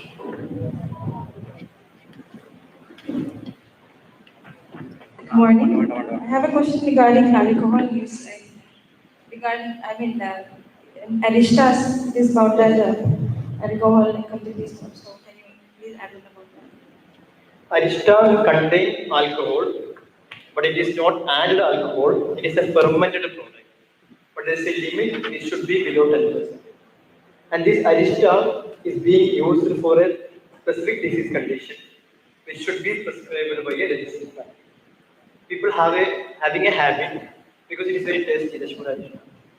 So if somebody is consuming the Shava Arista, there is an addiction also. So if you are consuming Arista daily, definitely you will have liver toxicity. But don't blame the Ayurveda. If you are having some other Arista which is available in the urologist, the same thing will also cause liver toxicity. But you cannot blame the urologist. You cannot get the commercial urologist. It's your mistake. Similarly, this is also your mistake. Because no physician will prescribe Arista for more than 1 or 2 months. But during the COVID time, actually this was happened during the COVID time. Because COVID time, due to lockdown, most of other Aristas were stopped. So what happened, the people, only available thing is that there is no issue in the family also. If husband is having Arista, if wife is saying something, no, this Ayurveda medicine, no issue. So per day, 500 ml only to the Arista, definitely it goes liver toxicity. It's not, it is a drug abuse. It should, all the medicines are medicines. It should be prescribed by a practitioner, registered practitioner. Because there are many OTPs available. I will just show an example. In Tamarisheri, there was one physician, not physician, one Ottamuli Vaidyan, is giving some powdered material, and one of my friends saying his glucose is very much controlled than the modern medicine. I just asked her some little bit of powder. We have done the study. So it contains Salacia oblonga extract and metformin. But the concentration of metformin is very high. Normally, sometimes we 500 mg metformin only or we know the concentration. But in this one, Salacia oblonga is there. Jaganayakam. Salacia is being used as a 190 diabetic drug in Ayurveda. That's why metformin. But we don't know the concentration of metformin. Definitely, sugar will be reduced. And there is another, if it is a colored plant, if you go to Ayurveda, and some other medicine, one of my friends is severe allergy condition. Normally, he is using neocitrusin motilocus daily. But after getting this Ottamuli medicine, it's a homeopathic medicine. It's trained like homeopathic medicine. Allergy is very much suppressed. When we analyze it, it contains some powder, some starch powder, and it contains neocitrusin, motilocus, and phenylephrine. So it is a mixture of 3 antihistaminic compounds. Definitely it will reduce the allergy condition. So don't believe such medicine. There is no magical remedy. Even if it is Ayurveda, you have to take the medicine and lifestyle very as prescribed by a physician. If suppose you are getting some very quick remedy for pain or something like that, definitely it contain sulfinac or ibuprofen or something like that. So everything is medicine. It should be prescribed by a practitioner based on your assessment. That is the only thing. Otherwise, there is no toxicity if the product is prepared properly. Toxicity Ayurveda is toxicity. For example, even being a chemistry person, chemistry language, everything in university is toxic. Even water, if it is more than 7 liters per day, hydroxide. But the thing is, in modern medicine, it will be well established. This has this much toxicity. But sometimes a better hotel point, complimentary water bottle. That is our practice. So water very toxic. Anything toxic. Manga കഴിച്ചു 5 kilo മാങ്ങ ഒരു ദിവസം വെച്ച് കഴിച്ചാൽ toxic ഉണ്ടാവും മരണം സംഭവിക്കും. Everything in the universe is toxic. Only dose matter. നിങ്ങൾ എത്ര കഴിക്കും 2 liter or 3 liter water അത് dose level correct ആണ് ഒരു പ്രശ്നമില്ല. Anything നമ്മൾ അകത്തോട് എടുക്കുന്ന എല്ലാ കെമിക്കൽസ് ആണ് എല്ലാം ടോക്സിക് ആണ്. Everything is toxic, only dose matter.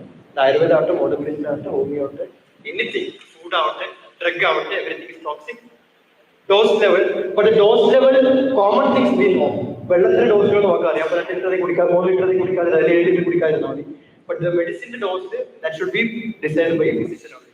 നിങ്ങളുടെ വെയിറ്റ് നിങ്ങളുടെ ഫിസിയോളജിക്കൽ കണ്ടീഷൻ അതൊക്കെ വെച്ചിട്ടാണ് മെഡിസിൻ. ഇൻഫെക്ഷൻ ആണെങ്കിൽ നിങ്ങളുടെ ഇൻഫെക്ഷൻ റേഷ്യോ വെച്ചിട്ട് വരുന്നത്. But that there is a mispractice.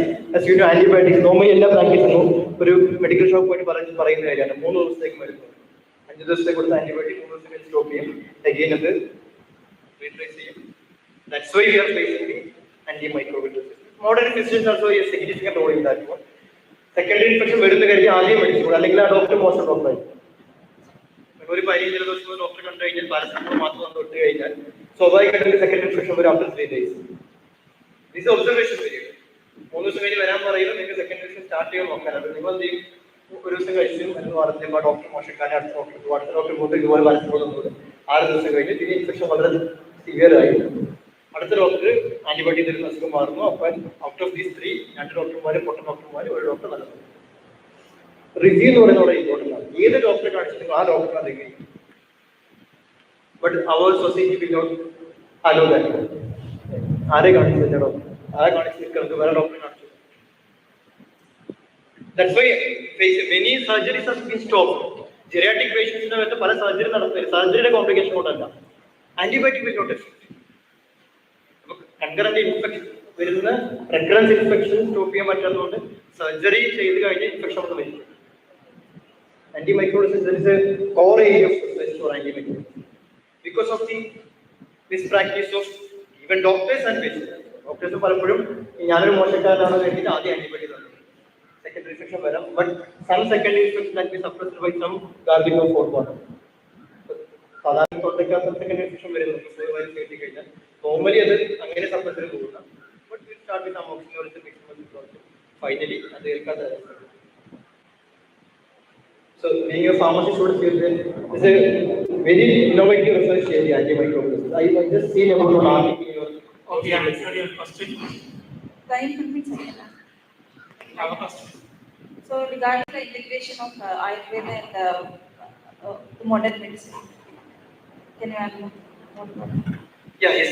Integration means there are certain advancements for Ayurveda, of course. So that area can be utilized by Ayurveda. So for example, I just got one example. We had a patient in our OPD, in IPD. Actually, he is from US. He's a cancer patient, but the main issue is the antimicrobial resistance. Getting the infection, not like. Our physician will discuss over the phone with the physician where the US is being treated by. So we have done some regenerative therapy, like Panchakarma. So in Ayurveda there is a Panchakarma therapy. So after the Panchakarma therapy, we have given the same antibiotic and found to be effective, which was previously effective because while doing this Panchakarma therapy, our gut microflora will be changed. There is some procedure like we'll stop all the food, start with the ghee, then buttermilk and curd, and there are a series of food cycling. So that will regenerate the gut flora. The antimicrobial resistance has a very strong relation with the gut microbiome. Actually, strongly speaking, the research showing that a child before 5 years getting an antibiotic, definitely the total flora will be changed. 5 വയസ്സിന് മുമ്പ് antibiotic കഴിച്ചു തുടങ്ങിയ കുട്ടികൾക്ക് ഫ്യൂച്ചറിൽ ഒരുപാട് ഡിസീസുകൾ ഇത്ര കാലത്ത് എന്നിവർ സിവിയർ ഇൻഫെക്ഷൻ ഉണ്ടെങ്കിൽ ആന്റിബയോട്ടിക് കൊടുക്കാതിരിക്കുന്നത് നമ്മുടെ കണ്ടീഷൻ പോയി ഒരാളുടെ ലൈഫ് സ്റ്റൈൽ ചെയ്യുന്നതാണ്. ബട്ട് മാക്സിമം ആന്റിബയോട്ടിക്സ് ആവശ്യമില്ലാതെ കൊടുത്തു കഴിഞ്ഞാൽ ഫ്ലോർ ചെയ്യും. So that is one example of integration. And same thing I already explained how cancer patients getting relief from using the herbal formats. To what extent the NCBI blast analysis is applied in the validation of traditional medicines? See, in Ayurveda, all the Ayurvedic medicines are time tested. So, with regard to the validation, only thing is you have to do the. Say, for example, there are two types of formulation in the Ayurveda. One is the classical Ayurveda formulation. One is the PI, patent proprietary. So, if you are developing a new drug, Ayush drug, those ingredient plans should be specified in the Ayurveda text, not in such a combination, but that medicinal plan should be included in the Ayurveda text. So, regulatory, in a regulatory manner, where you do the toxicity studies, acute and subacute toxicity studies, and pharmacological studies, and file clinical trial. Other things are research aspects. If you want to scientifically validate all these studies, we will do the other studies also. But regulatory aspect, it is only for the toxicity studies and in vivo studies and a pilot clinical trial with a 30 or 40 patients. That's only the mandatory requirement. But we do the studies. But in that one, we are just developed based on the Ayush guidelines for getting the license of it. Because these medicinal plants are already used in Ayurveda. It's a time-tested medicine. But even though, if it is a for new indication, we have to do the study as per the regulatory. NCBI blast analysis is also required for the plants imported in the Ayurvedic texts. No, it is not. It is not mandatory. But we are doing the molecular, developing the molecular barcoding for identifying, but it is not mandatory.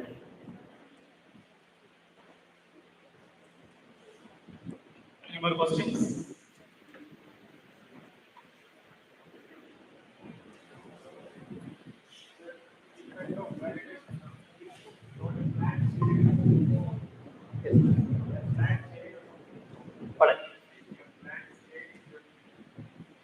Yes, yes, yes.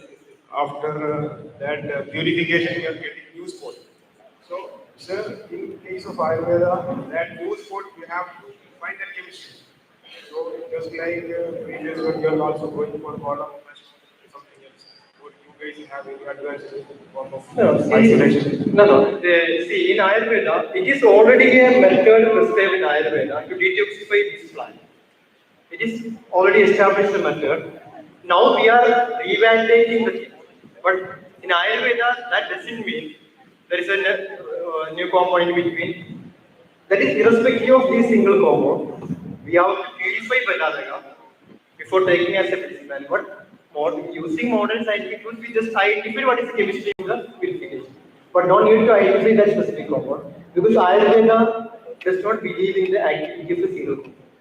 It is a cumulative compound. That's why in Ayurveda there is no major compound, no major. In analytic chemistry, for quality purpose, we say that it contains this one major compound. So we are not tested that intermediate compound. It is an intermediate formed the reaction between milk and this plant, but it is eliminated after final purification. So we don't bother about that compound what is happening because final product that compound is not there. But even whether we have done the chemistry or not, as per Ayurveda, raw Baladaga should be purified as well. But we now identified what is the chemical change happening in between. So, in coming to phytochemistry, for paper publication or something, we have to mention that this is the chemistry of that. Yeah, that chemistry is the main chemistry happening before and after purification, converting of carbonic acid into carbon. You can just read that full article, regulated toxicology pharmacology. Details of that.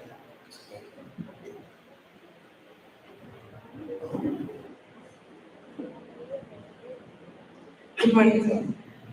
Actually, in Belladega process, we are using it as Belladega resin, I think. And we have a special light, and the Belladega is starting from the day 1 to day 21 minutes, increasing and then decreasing. And can we use it as a biological age decreaser? Or can we state like that? That is the regenerative therapy in Ayurveda. Say, for example, Now we just started that study in the cardiovascular. So even though if our biological, for example, our cardiac age is, we have at 23, 25, our cardiac age is 35 due to arterial stiffness. So there are two modalities, one is herbal formulation, other thing is the regenerative therapy like Panchakarma. So during this Pancha, so we are planning a clinical trial.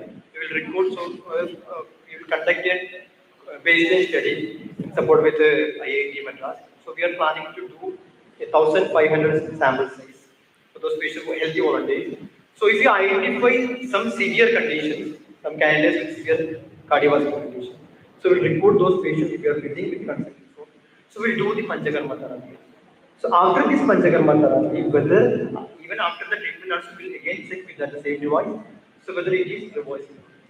So sometimes most of the regenerative therapy will reverse these type of changes. That's why it is termed as regenerative therapy. So we can just reduce this biological age in terms of the overall health. Because in Ayurveda, even WHO also saying health is not a condition which does not have a disease, but we will talk overall wellness. Ayurveda years back mentioned like that it's a overall wellness. Both mind, spirit, everything, physically and mentally. Good condition. Only we say it is a overall health condition. So that is a regenerative therapy. Any question?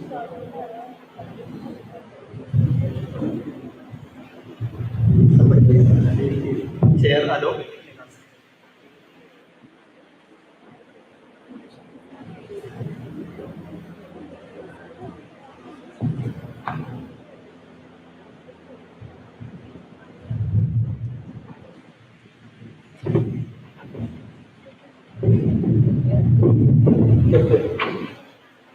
Okay, you can ask now.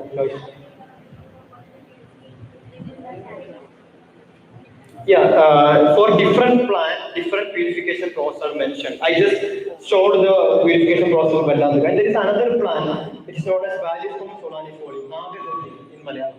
In Hindi also there is a purification process. It's a very tedious process. Also it is very costly.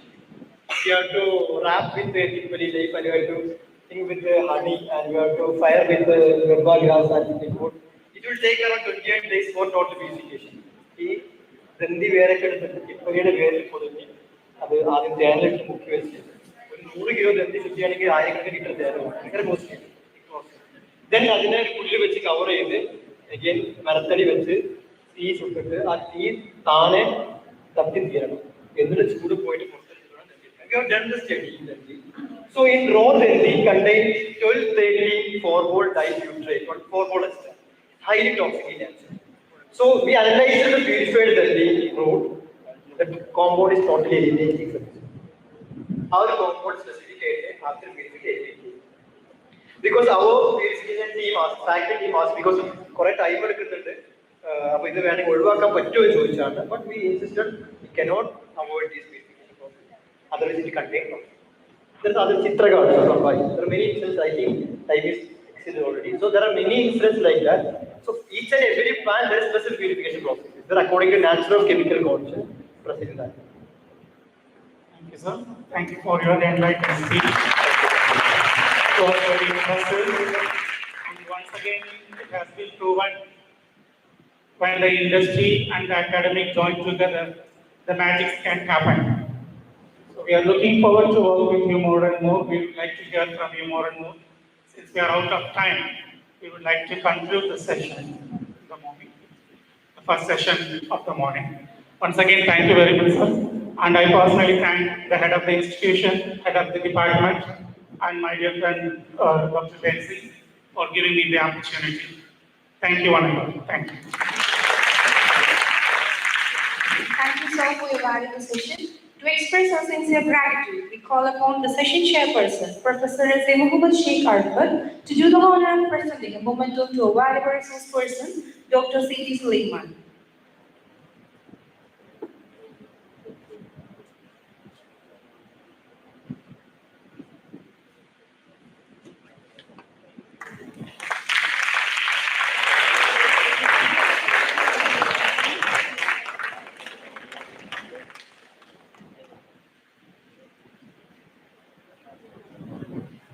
Thank you, sir. To honor our esteemed session chairperson, Professor S.A. Muhammad Sheikh Arfat, we request Dr. Lidu Mohan, Head of the Department of Pharmacy Practice, to kindly step forward and present a token for appreciation.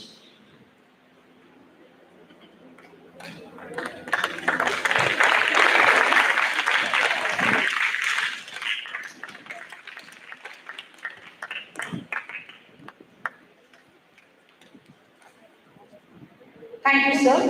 Dear delegates, we have now come to a refreshing pause in our program. It's time to take a short tea break and rejuvenate ourselves.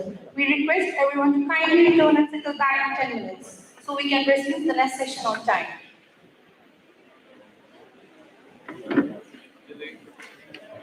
The tea has been served on the side of the auditorium. Dear delegates, you are requested to register in the registration counter. Tea has been served the back side of the auditorium.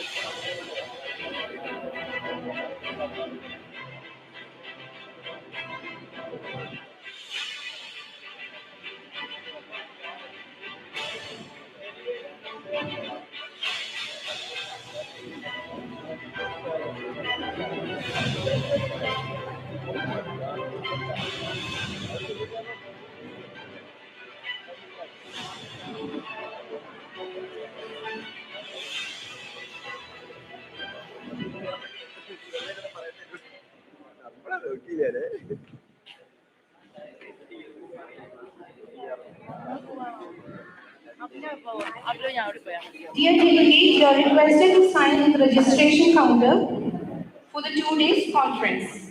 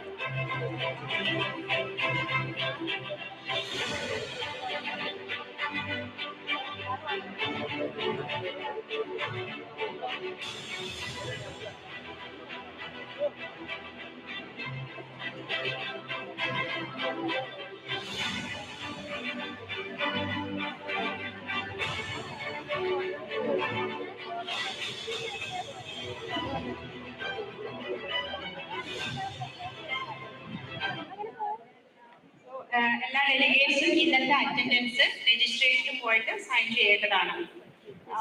Delegates please listen. ഇന്നത്തെ attendance registration പോയി sign ചെയ്ത് ഉറപ്പുവരുത്താനാണ്. Certificates issue ചെയ്യാൻ വേണ്ടിയിട്ടാണ്.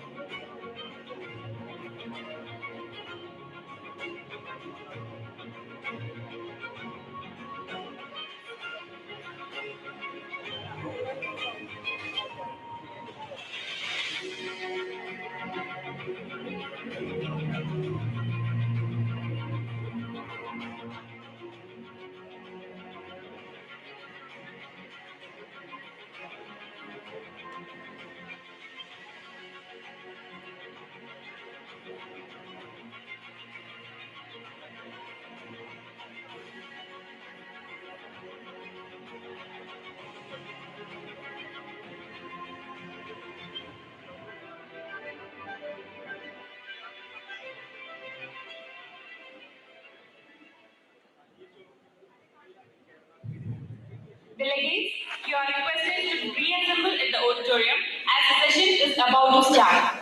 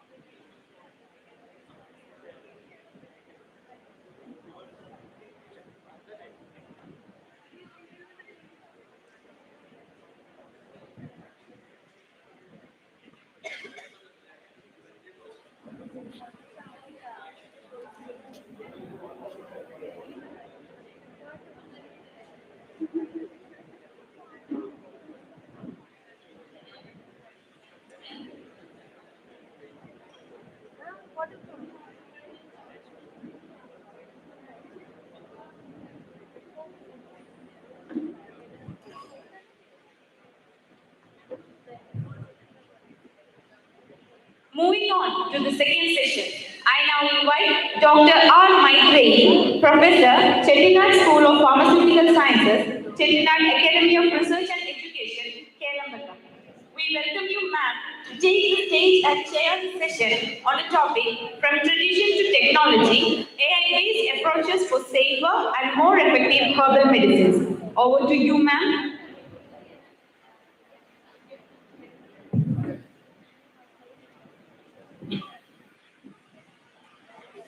Good morning, one and all. It gives me immense pleasure in introducing today's speaker of this session, Dr. Tirupataya Boini. Dr. Tirupataya Boini is a research officer in National Ayurveda Research Institute for Panchakarma, Kerala. Serves as an accomplished researcher in phytochemistry, drug standardization, and Natural Product Chemistry. Currently serving as Research Officer Chemistry. Sir has got more than a decade of research experience and also teaching experience in premier institutions including IISER, Tirupati, NIT Rourkela, and also he has involved in the development of various Ayurvedic drug quality control protocols and also phytochemical isolation, analytical method development. Sir has contributed significantly in advancing the scientific validation of Ayurvedic formulations with over 30 publications, book chapters, and book in multiple publications. Sir has also organized various seminars and also published various scientific forums he is involved. Sir has also done intramural research projects in as a principal investigator and also as a PA for focusing on polyherbal formulations, phytochemical standardization, and also life studies. Dr. Boini has been awarded as a presentation, has won oral presentation award and also Handa Memorial Poster Award, Directors Association Award, and many more. With this brief introduction, I request Dr. Boini to start the session.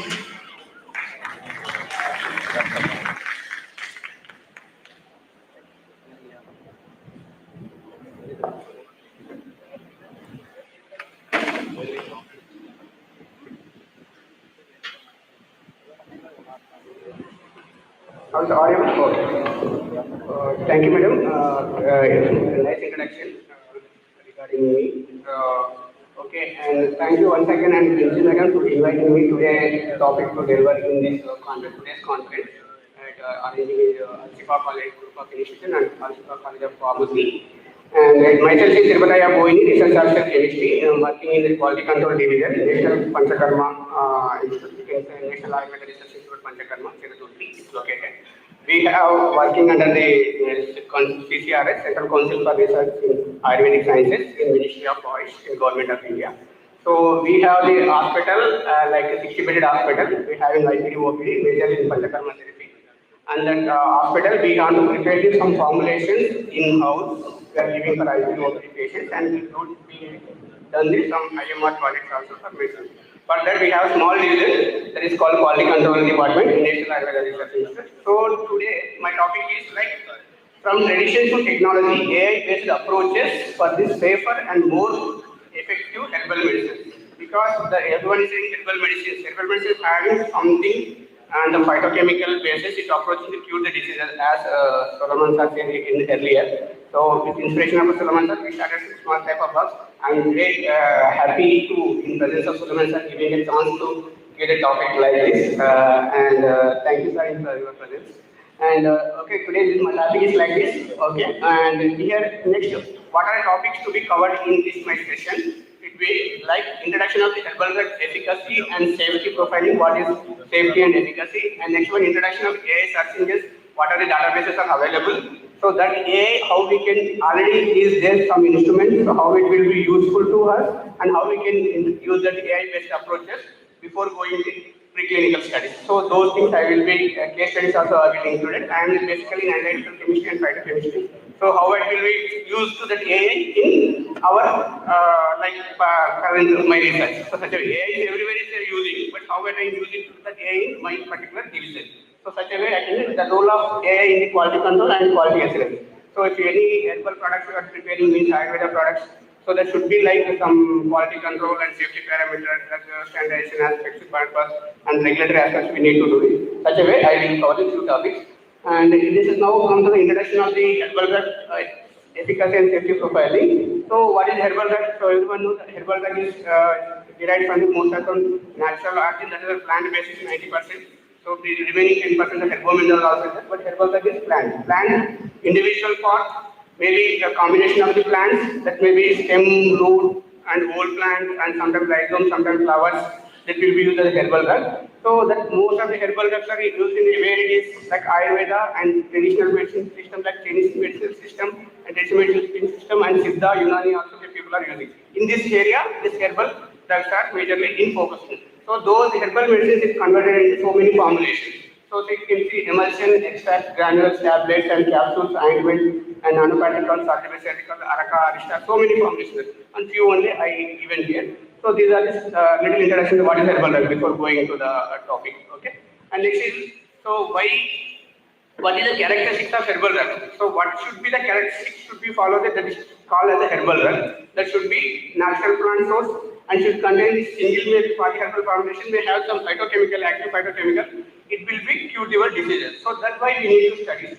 Maybe the available of the herbal drugs in form of IVRSS, same thing like powder decoctions on these things. And next we will go for the few examples of herbal drugs I need to discuss. Already your pharmacy students, maybe some of the pharmacognosy and pharmaceutics may be studied in your B pharmacy or M pharmacy. So what are the naturally available, like naturally plants are available in nature, and what are the plants, their botanical name, used for, and what are the therapeutic uses? I give some list out. Like if you go for ashwagandha, which are so many varieties of botanical name, like visualize are phytoconstituents, and root part are using first phase and neem, adare, indica, and leaf part, and these are the few examples I given, like Brahmi, you can go Bacopa, Mimicera, whole plant, and memory and cancer. So this is already working for good therapeutic uses in ancient onwards. So we need to study what are the phytochemicals are there. Sometimes maybe literature is available in your library, sometimes may not be available. Those things here, how it will be helped to the this database that I will need to discuss. And next, what is the herbal drug safety and efficacy? Safety is nothing but so work as to intent. It should be like it should not harmful to the those who are consuming that medicine. It less side effects. So it should be approached regulatory aspects, and also maybe some phytochemical is there. That's why it should be very active to the your particular diseases. So that we need to study the herbal safety efficacy. And next, what are the concerns in safety we need to do, and what are the evaluation methods are we need to follow for the safety and the efficacy profiling. These are the toxicity, what are like previous experiments discussed, like toxicity, what is endotoxicity and nephrotoxicity. Few, like all herbals are having good activity, but is some limitation, dosage limitation also. So based on that, we need to go. We have some Citraka is there. Citraka without purification will harmful. After purification, it will be used as a medicine in Google one of the tablets. Such a way, Google also Shodhana we will do. Such a way, those studies we can do it. And contamination, because contamination is having so many like heavy metals and pesticide and microbes. Microbes are specifically the Ayurveda Ministry of Ayush guidance is focusing for microbes like a total finding total energy, specific pathogens we need to side as well as heavy metals. Heavy metals majorly lead, cadmium, arsenic, and these heavy metals should be in being studied at raw drugs as well as finished formulation. Because nowadays what's happening in like industries are know very well. Like few industry like vendors are they coming for the raw drugs from roadside also, not in particular paddy. So roadside what happening, what is the tar is there, the tar is made of so many metals and heavy metals, maybe containing lead. That lead containing having more than 10 ppm particular raw drug and formulation, it may cause adverse effect to the particular like those who are taking that medicine. So those heavy metals also need to test those are contamination, adulteration. Because what are the plants you require? That plant may having people are like if you have piper nigra, they pick for piper longum. Like if you fruit you can identify it, but leaf you cannot identify it. So those type of adulteration will happen. That also we need to study. Same plants are taking the formulation or not. Like drug interaction, drug process. And next one, evolution methods. So those evolution methods are these are clinical toxicity and in vitro in vivo studies we need to do, toxicology screening we need to do, MHC test and clinical safety studies, pharmacovigilance. These are the things we need to study for the safety and evaluation method. And next we will go for the what is the phytochemical, because every drug is having some phytochemicals. So what is phytochemicals? So major phytochemicals, what are those? I give you few examples here. So majorly phytochemicals are flavonoids and terpenoids, alkaloids, glycosides, sopanin and tannin. And if you go for the flavonoids example, campherol, quercetin and terpenoids are there like curcumin, those things, alginate and morphine, berberine, their potential activity that's given here, few of the examples. and now it will go to what the therapeutic role means. It interacts with the receptors and enzymes. Whatever in chemistry point, I'm a chemist. So any molecule may be interact with your enzyme like amino acids, having some interaction, chemical interaction.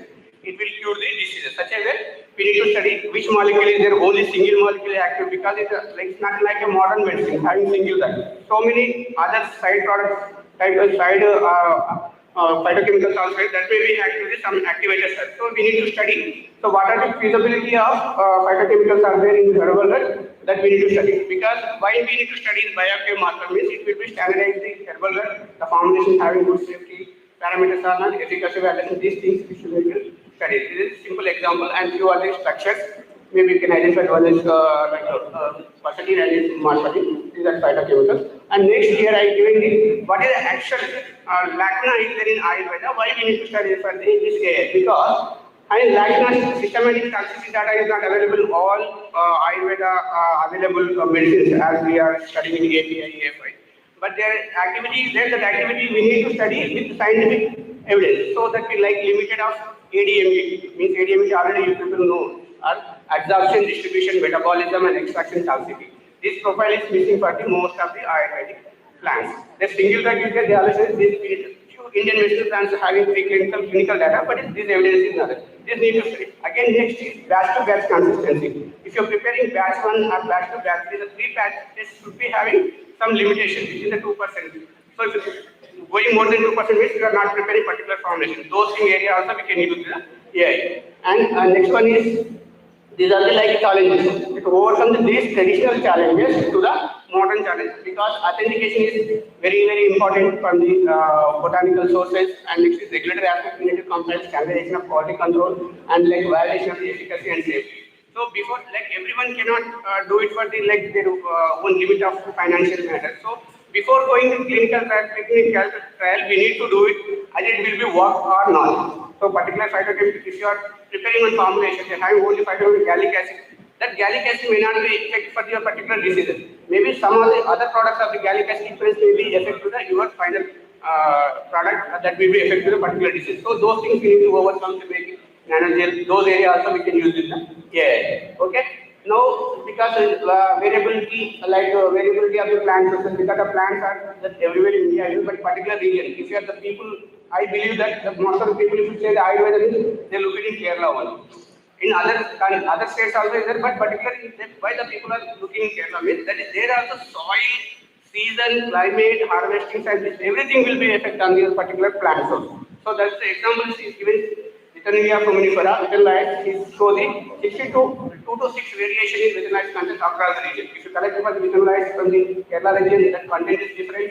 The slides will become coming from Rajasthan, little lights are different. So this is also is matter will be effect. So these things if you have the literature will get it. If you go for the AI based approaches, there are also some databases you will get it. So that is also you can use it in AI. So these are the adulterations, because some example Astrologia species. Astrologic acid will be using neuropathic action to India and Belgium. These are things. And incorrect dosage, what formulation we need to use it, which much dosage is particularly useful for particular disease also we can use it. And we need to know the lead contamination is 20%, more than 20%, that is also harmful. This data also we can get it. Okay.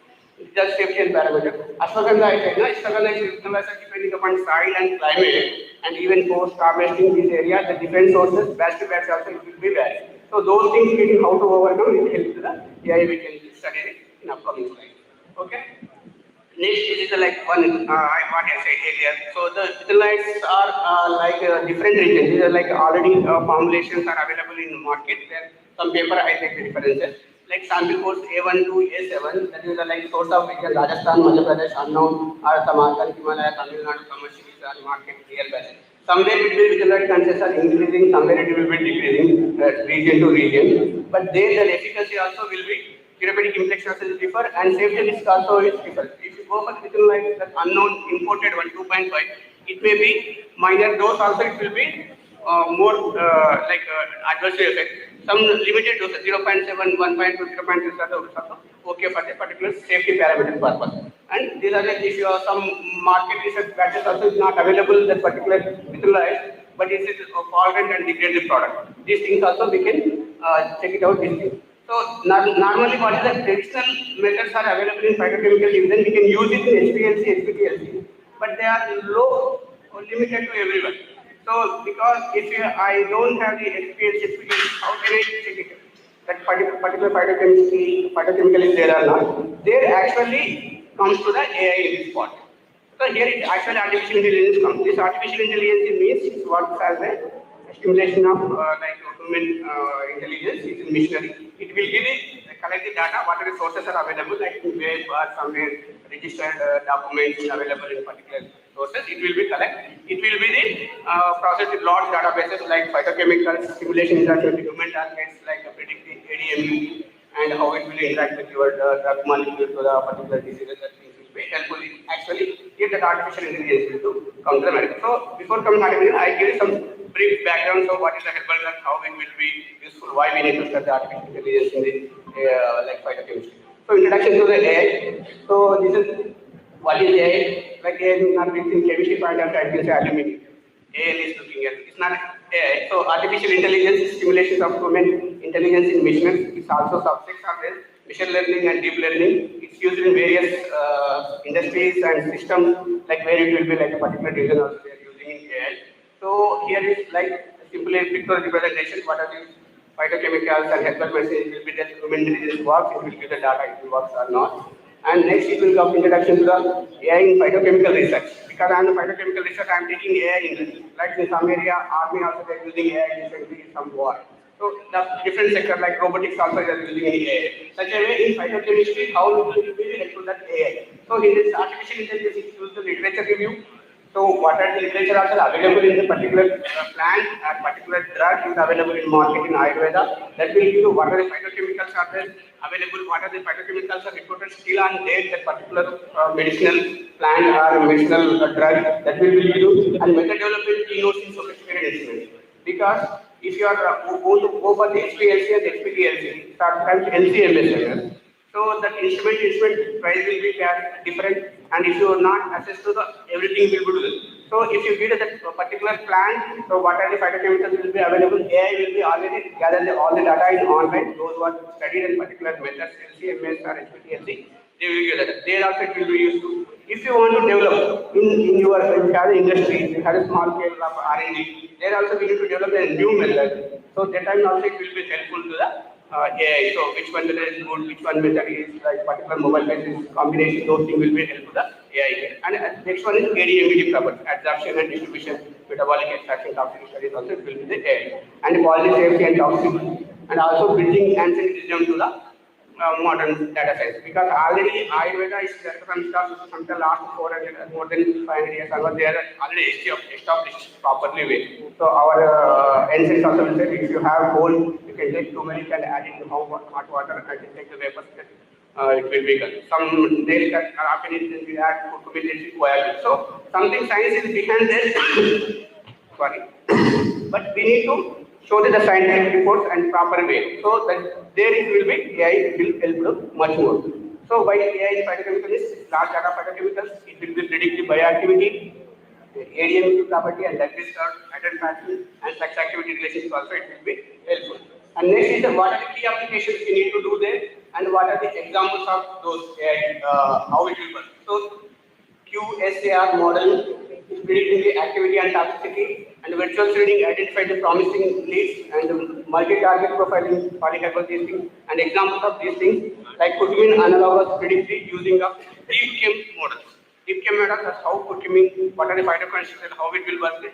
Using of the deep chem, one of the AI artificial intelligence, it will be based on that. Others also TCMSP, impact database also, train models are there. So what they give the 2D structure, 3D structure, upcoming slides I will show that those things.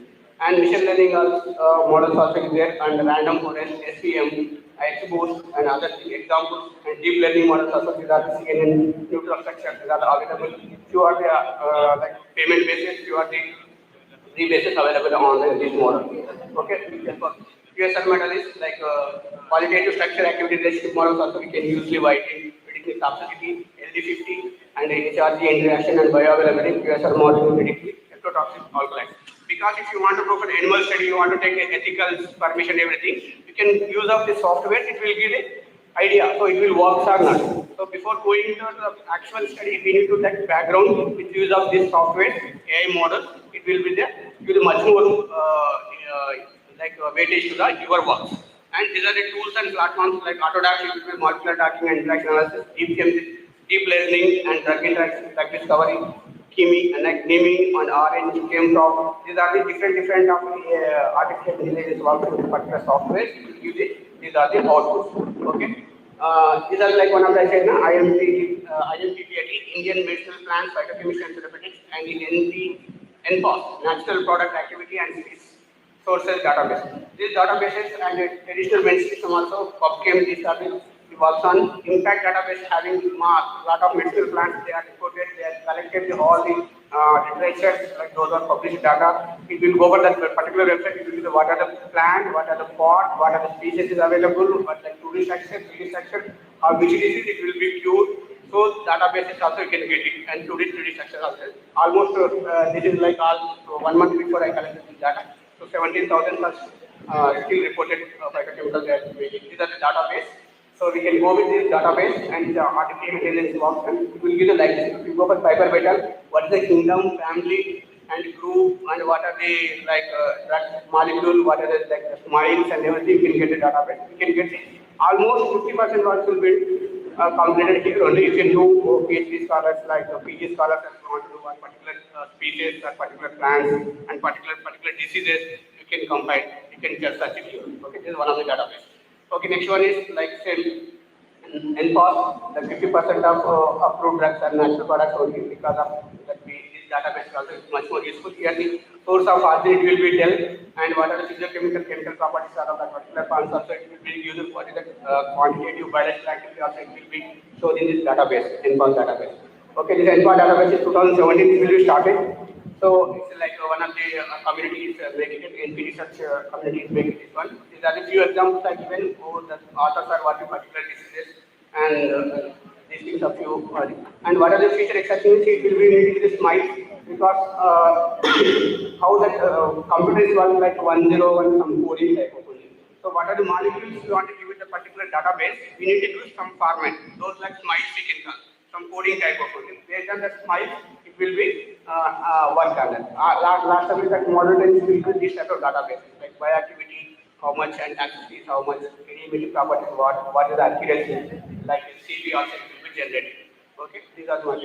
And finally output it will come like this. If you take one compound, like curcumin, I take 3 compounds like in the literature only, I will collect this data. Okay, these are like curcumin and this dimethoxycurcumin and acetic acid bioactivity score also it will do toxicity low or moderate or high, it will give you an area ranking also it will give grades. Like if you coming A is good compared to other B. Okay, such a way it will be. These are like few phytochemical sites.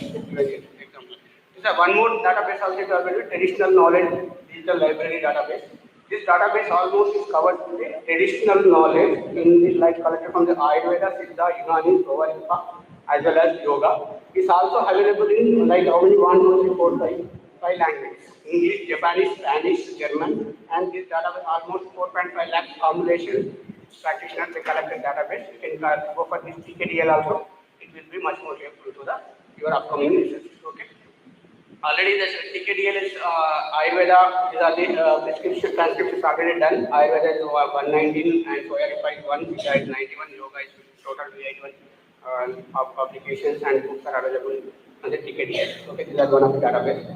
And next one is recently also India is launched for the artificial intelligence of this database library. This is first time launched. This is much more helpful. Artificial intelligence works on traditional medicines and it will give the database. And this 1 month, I think 2 months before it will be started in a new database. It will be coming online. And now it will come, I need to discuss a few case studies. What are the artificial intelligence works, how it will work. Few case studies I collected in literature and I need to introduce it here. Deep learning anti-cancer helper products in the one of the Journal of Pharmacology 2022. Like Cutillaria brasiliensis, it's working AI Western QSL model. The model accuracy came, it should be reduced experimental screening cost by 60%. Go for experimental condition, experimental the cost also reduced by 60% by using this model. Particular disease work or not, they are done. So they get good results also. Later they will do the practical on the animals one. already AI in Ayurveda also. This phytochemical and this is different of ashwagandha models and Google QSR models, their anti-inflammatory target properties of the particular what we can say that amino acid sequences are that particular enzyme their interaction, and Shifa models also works on the fruits and accuracy also is more than 88%. Okay. Another one is like prediction of the ecotoxicity and herbal formulation. This ecotoxicity normally we undergo in animals, but it will be a little bit difficult, more ethical issues will come. We can go for the artificial intelligence also using the AEM particular software databases. It will give the idea, it will work or not. So saving your time and energy, money and everything. Okay, this is one of the example. And I finalize all these things and what are the study of focus there, anti-cancer prediction, and what is the herbal form or herbs, and what are the AI technique there, the artificial intelligence technique they are used, and what is the outcome, that's the reference. Okay, this slide maybe will forward to your particular sections in that view, and you can go for the, it will be give an idea. So what type of work you want to design, what type of artificial intelligence you want to select it for this particular disease, it will give you some idea. I am briefing a few points only here. Okay. And next it will go for the role of, because I am in the analytical chemistry and phytochemistry division, so particularly that AI, how it will help to my particular section, I will use in the HPLC and SPLC. So I use it in artificial intelligence because I, now in upcoming slides I discussed what are the reported literature, but one, two papers I use it for the extraction process also, that I will discuss here. Okay, this is benefits of the AI in method development is those who are running in HPLC, HPLC don't know very familiar what are difficult we need to do. We need to select which mobile phone is good and its isopropyl gradients are good. Either it will be what mobile combination. If you go for the estonitrol and water or ACN and water and methanol, so what combination is good? 50-50 is good or like 20-20 is good or 60-40 is good. Those things it will be implemented. So if you go for the AI, whereas a software like already is there, then it will suggest you. So which experimental condition is good to get good peak and without tailing, those things also, and save the experimental guns and solvents, improve the reproducibility and standardization, and enhance accuracy and precision, and optimization of experimental conditions and metadata analysis, interpretation, and everything will be helpful to the AI. Okay, these things you can. And the AI HPTLC, like AI and machine learning used in predict the optical mobile phase. These are ANN model also used. Then one of the example Berberine in literature like collected, HPLC intention predicted the AN, like artificial neural network to MAE, that mean average only 0.2 retention time they update. So prediction experiments are working very proper. Like this, the predicted of camphorol is HPLC 0.78, but observed is 0.76, only 0.2% only variance. So this will give you an idea before running your experiment. Okay, the software basis on it will work. It will give you an idea. This particular mobile base is properly evaluate your particular compound order as a standard as well as your matrix. And under reference peak intensity also predict the best and pH and solvent basis by using this artificial intelligence. And software dedicated MATLAB, NN models, USSR models, deep learning, these models they are used and they published. These are one of the published articles. These are like few more like phytochemicals I gathered here, and what are the herbal source and what are the AI they use, what prediction they observed, prediction RF value or RT value, observed value difference also given. If you go for the camphorol, Mongifera, Moringa olifera, they use USSR model, then the predicted is 0.78, observed is 0.76. So pipernickel is GA for mobile phase, and the predicted is 0.6.40, observed is 0.38. So much more similarity is there. Okay, these things you will be using. And one more also said the gallic acid, routine processing also what are the herbal sources and they are predicted and AI uses those references also given here. And next one is this is the same slides. It's like saffron, botanic acid, basic nutrients, those who are working in it, it will be useful to you. Next, AI tools and resources. These are the tools, image, naming, Orange, MATLAB, these are the like what are the application we are using, these are their website and everything it will be useful for those who are particularly working in this area. Okay.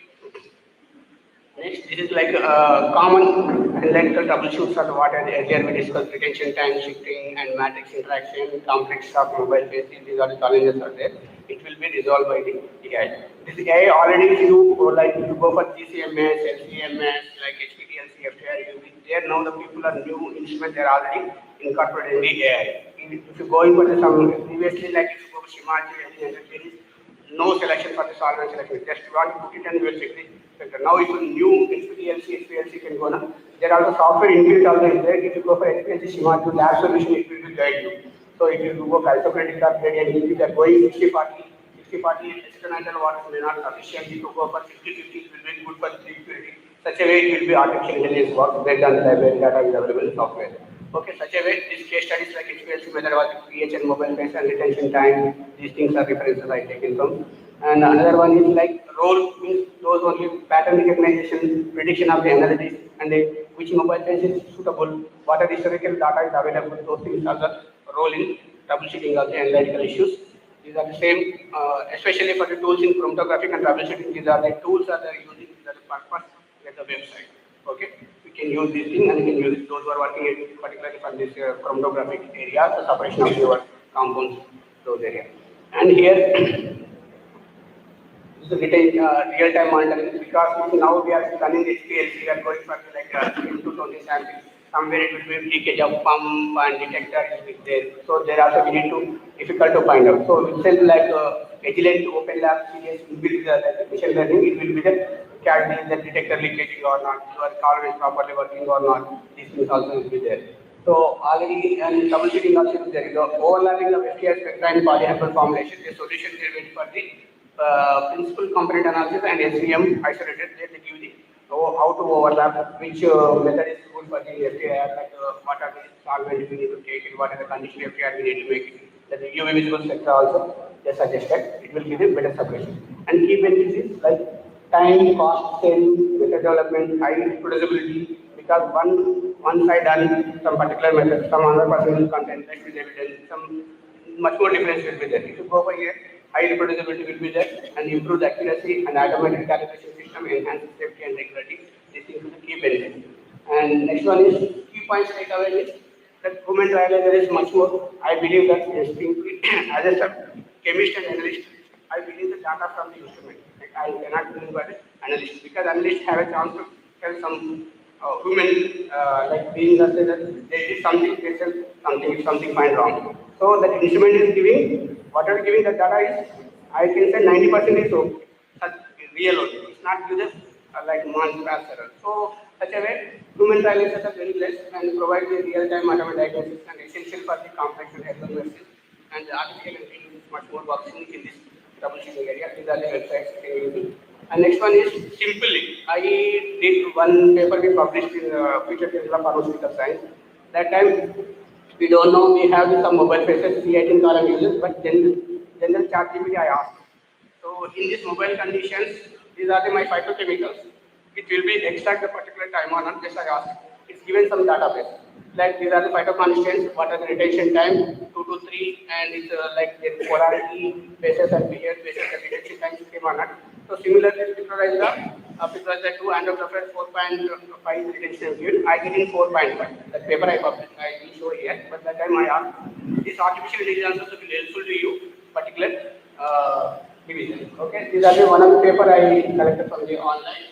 They are the artificial intelligence works in the surfacing modeling and HPLC method development. There they went for these two models, the ANN model and the BC model, in which this albutamide and well as gas screen. So how it will be separation is good or not, pH condition, mobile based condition they studied. It's much more similar as paracetamol. Total 2 matrix are taken, paracetamol and like gasoline and salbutamol and gasoline. Then the combination is the study. So which the lot of like AI tools are there, which AI tools particularly better separation it will give. So what are the conditions and everything they have mentioned, that what are the methanol composition and the isocritical gradient and pH, different pH, and they observed this data.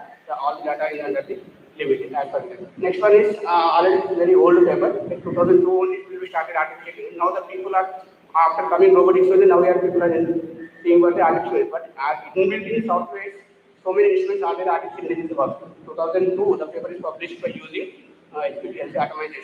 There lab expert is one of the software. It will give the artificial intelligence system that which column is good, which column condition is good, which mobile phase is good. Those data already studied. So this is like schematically representing of the science and how we will go to the experiment run. Here it is going for the step by step isochromatic or gradient, which one is good. So those things that are given the lab position. And here it will be the finalized the summary you can see there. The zero injection gradient, the column, ACN and water, 80-20. Here is like the 80-20. This is like gradient model, that is injection gradient. So the basic noise will be differ. So it will be suggested a particular software which method is good. And here also you can go for a column like pH is 6.8 or the particular pH, that mobile phase combination also, and isocratic and gradient much more differentiation. Upper slide is like gradient having much not good separation. If you are going for the any analysis for the experience, the peak should be properly separation. Then only quantification is good. It's like submarine with those overlapping with that peak is not good for the quantification. So if you go for ICH guidelines, it will get you one by one how to study those. This software also will give the idea, the separation of the particular mobile phase and which gradient will do those things also they published in paper. Finally, they got good separation in injection isocratic in C18 column. Okay. Such a way one paper 2002 also is there. This is also one of the papers. They give the all the like quality assurance, quality control database. So what are the conditions and instrument considered on it. So here is I would like to introduce AI based. We worked in starting like almost in 2021. We worked in 22. We published this paper by seeing this artificial intelligence. This is one of the paper in extraction of identification biology compounds in biliary rash. Embryonic rash, embryon we extracted. There normally Ayurveda so many paradigms are particular, but we need to extract for embryon from the embryonic rash. So we use for this model. Okay, we work and these are we will get the these are the factors we are using like ingredient variables we given. That's like one part of drug, how much of solvent is required, what is the particular time, what is the particular temperature, we can use the four factors we can box based in then we selected. So we got the experimental data, like 17 experimental runs we gave the artificial intelligence, that software, the online software only that time. And we got the these are the tutorials like A versus B, like particular drug and solvent and time, which time is good and which temperature is good, like the 3D success we observed in the models. And finally, there are like some values like get mean square, S value, B value, everything under the limits. And finally, these are the like actual values and predicted values, percentages. 36 is the actual value, 35 months.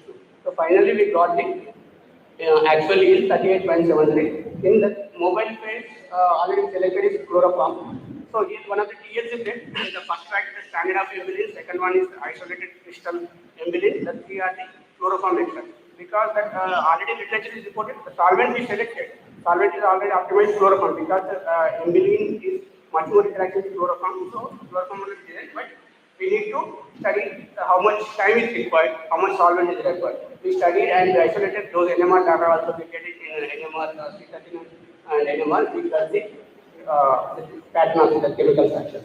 Okay. Here finally we part of the solvent already selected, the temperature and everything. One part of the fruit drug, three parts of the solvents is required for 34 minutes in 49 degrees centigrade. The yield we got 38.73. So these are the using of the Confrence model, we got this isolation of the embryo. So in this isolation sector also those who want to work in. Sometimes what happening if embryo has embryo only particular disease it will be cured, why to others.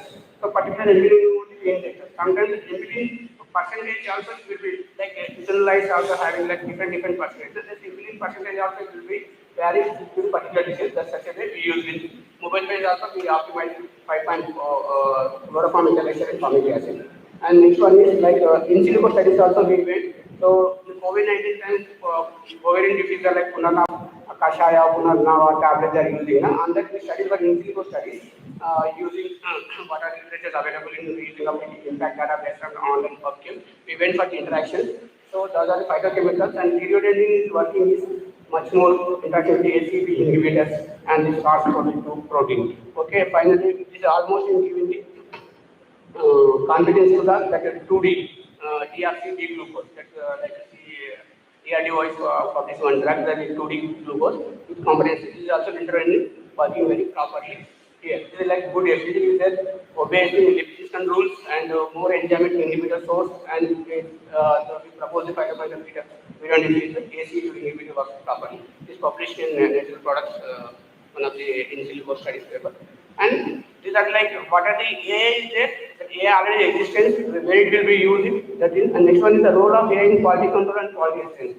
So it will definitely because that's the image processing also it will be help and spectroscopy way also it will help. It is like a single molecule in other than that extra peak is that extra peak also will be detected and the chromatography also is how much the high sensitivity, specificity, everything will be detected by the AI if you using it.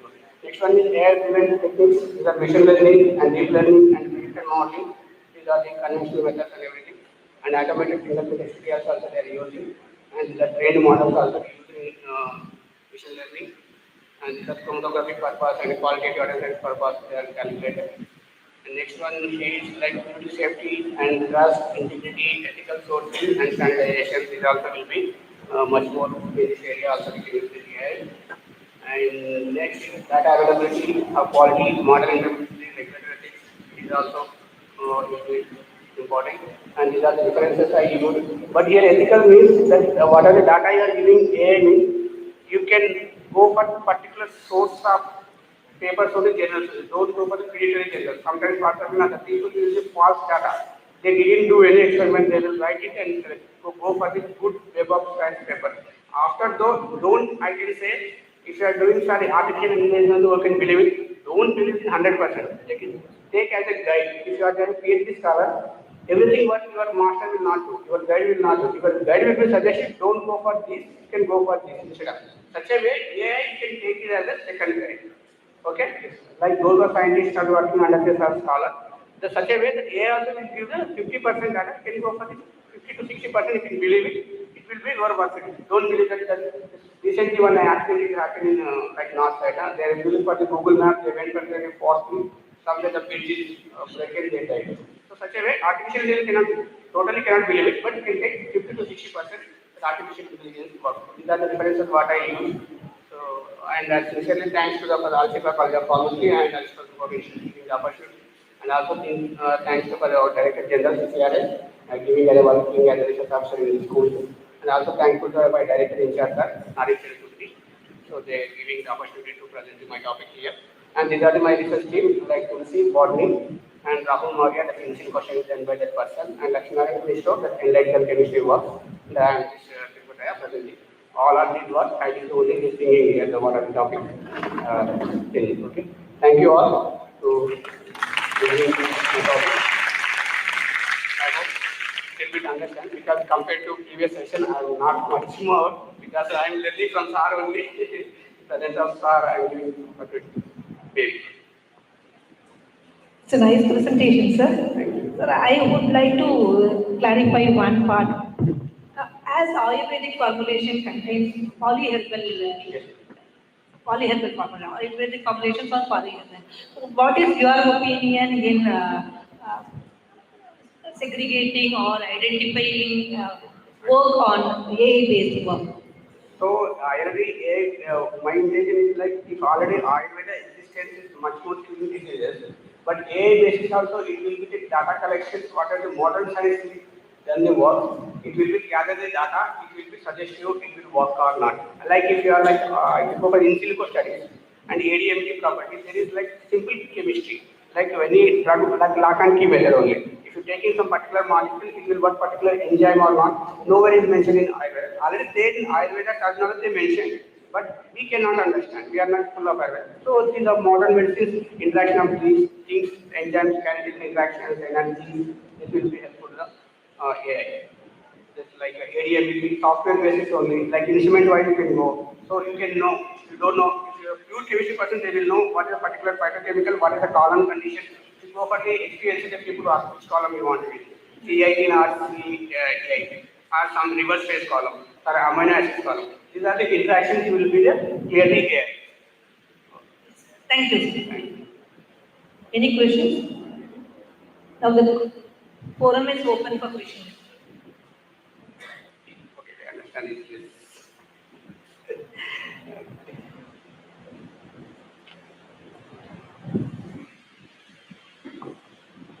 In array base, can we add all the plants inside our plant, not the traditional Indian medicine, but also the Chinese, the European. We can add it because that's why NPAS is there. It's like international And database. is there any AI tool is available to pursue all the plants in one?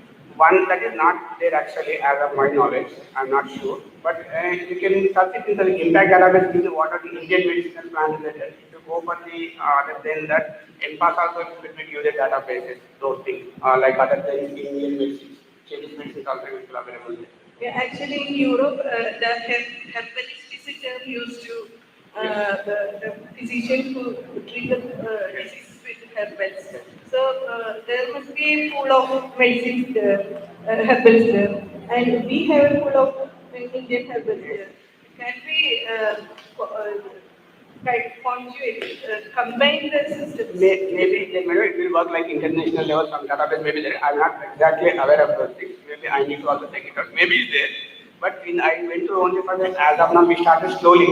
So like 2021, then slowly we started, what are the data we know that we are presenting in front of you. Maybe it's there. Let me know if I there, then we will quickly.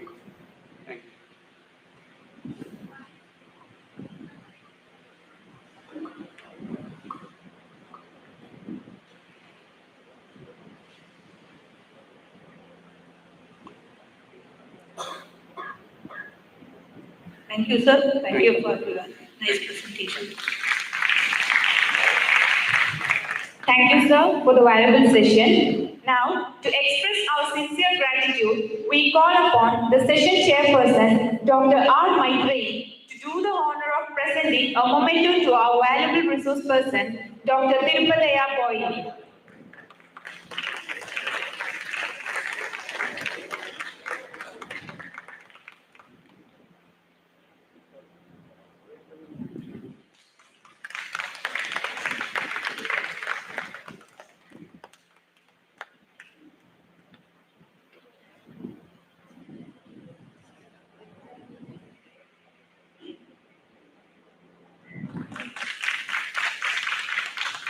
Thank you, ma'am. Now, to honor our esteemed session chairperson, Dr. R. Maitrey, we request Ms. Neetu Varghese to kindly step forward and present a token of our appreciation.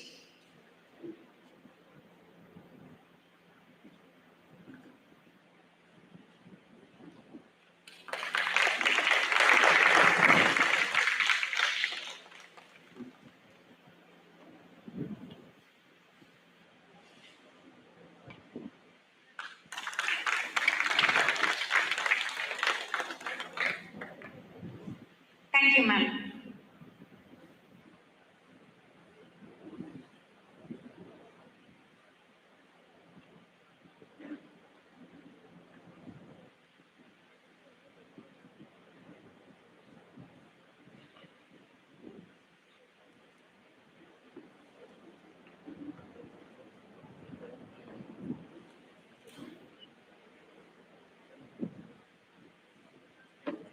We have now reached our scheduled lunch break. The lunch will be served at 12:15.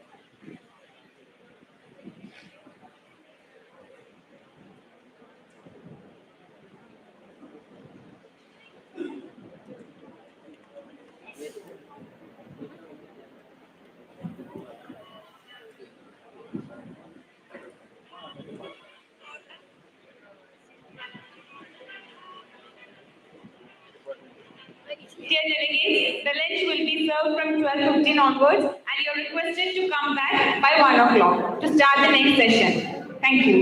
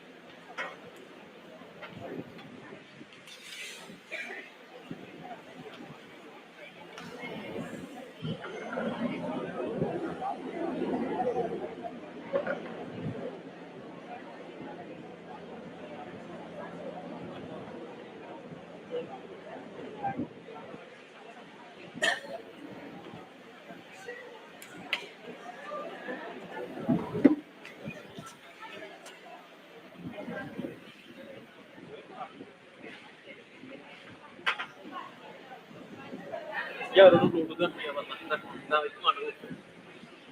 Nah, dulu dong. Oke. Tetap, tetap.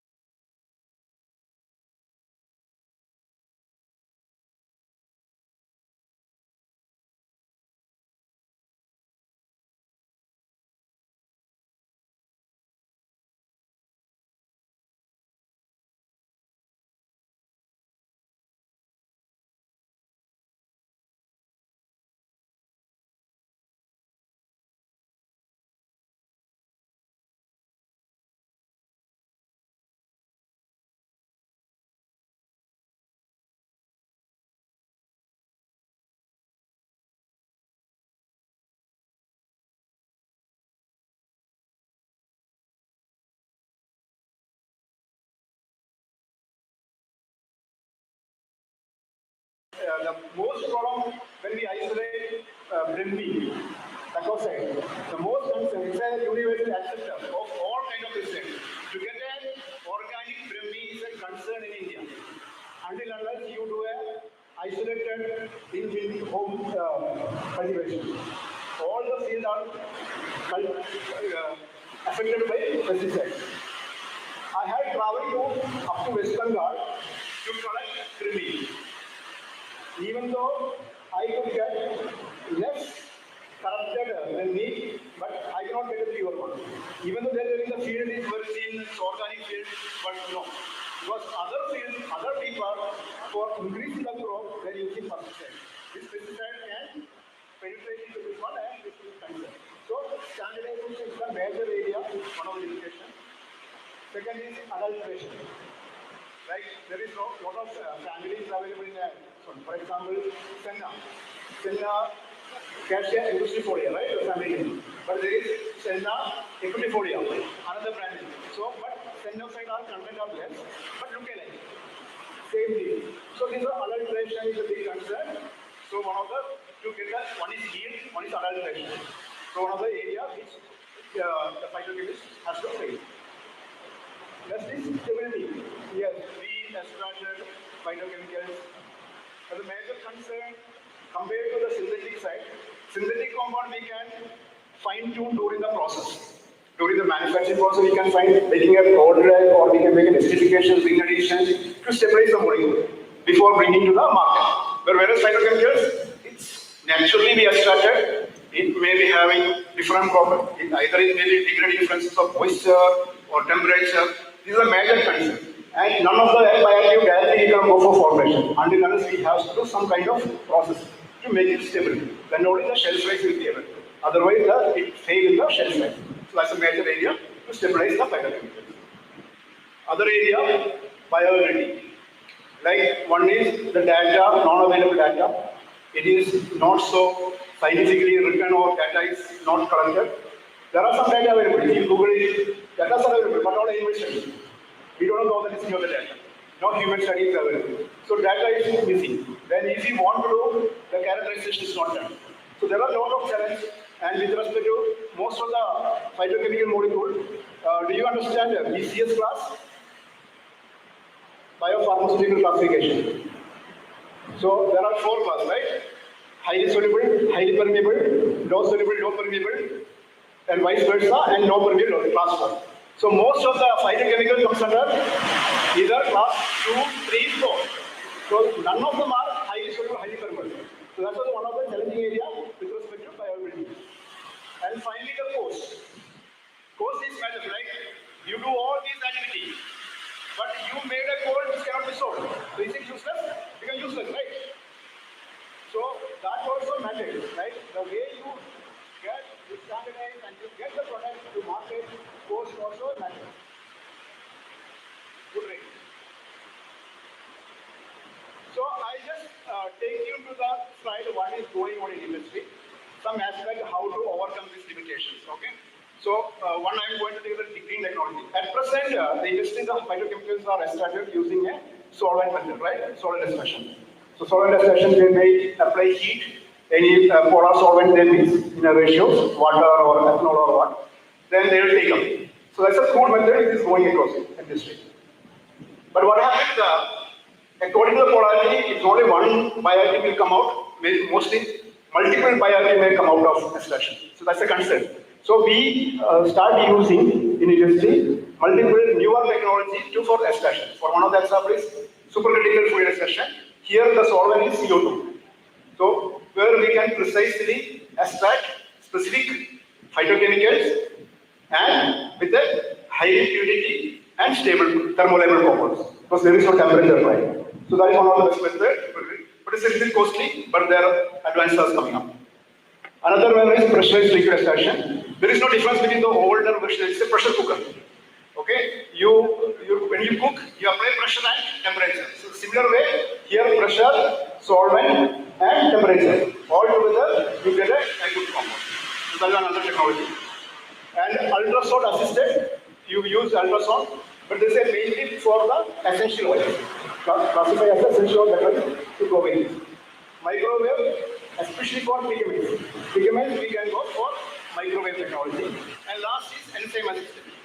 So enzyme system, what we have, like enzymes like peptidase, amylase, these all interact with the cellulose of stem leaves and start releasing the desired alkaloid or polyphenols or any other compound from that. So that's also one of the methods being implemented in the industry.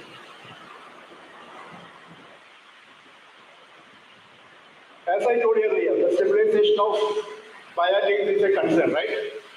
So how the industry is adapting for pharmaceuticals is being adapted in phytochemicals. Like one is microencapsulation.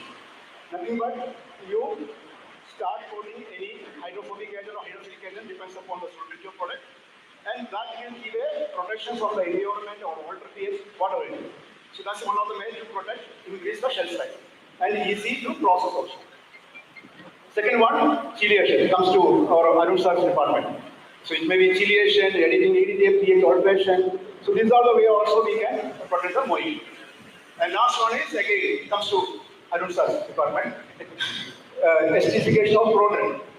So why acidification? An example of curcuminoid. Curcuminoid we can acidification we can do by diacetyl acetate. So what happened? It increases the shelf life. Curcumin is highly oxidized in presence of light. Okay. So unless it is not protected, it will be not useful to. If you are consuming curcumin daily, it's not useful because it's exposed to sunlight, become oxidized. So we can have a acidification process or broader courses so that the shelf life and degradation pathways be accelerated.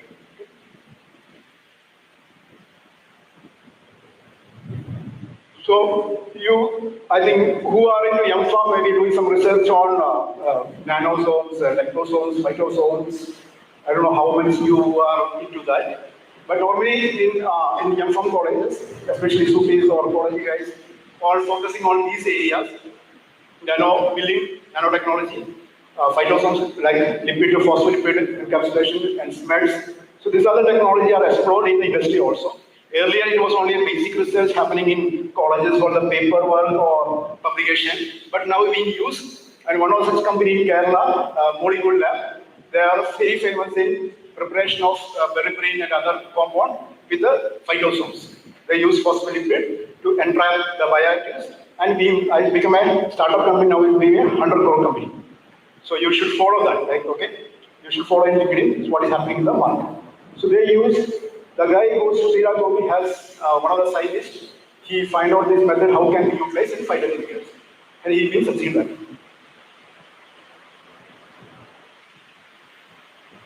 Other technique what we can implement during the formulation. So we told about how the phytochemical protect, but during the formulation also, if there is some possibility or we don't have that much budget to take care of the stability, we can also do some formulation tricks by adding cyclodextrin. Why you have cyclodextrin? Enhance solubility, right? Like that PEG we can do coating, such kind of thing in the excipients. Co-excipients can be added to take care of the solubility. So that's one of the formulation techniques we can use for. You are using in the pharma industry, we can use for phytochemistry also, phytochemistry. Another area, the process. So if you don't have an option with adding any co area, then other one is to go for a process. Do you know one of the major concern of phytochemicals? When we go for, like, we have to make an oral solid dosage form, like a example capsule or tablet. This phytochemicals, as it is, we cannot process for tablet or capsule. It has to be densified, right? So when you densify, you use excipients, diluents, binders. What happens once you start binding? It becomes absorb moisture, it becomes charring, and when you bring it to temperature, it becomes completely charred.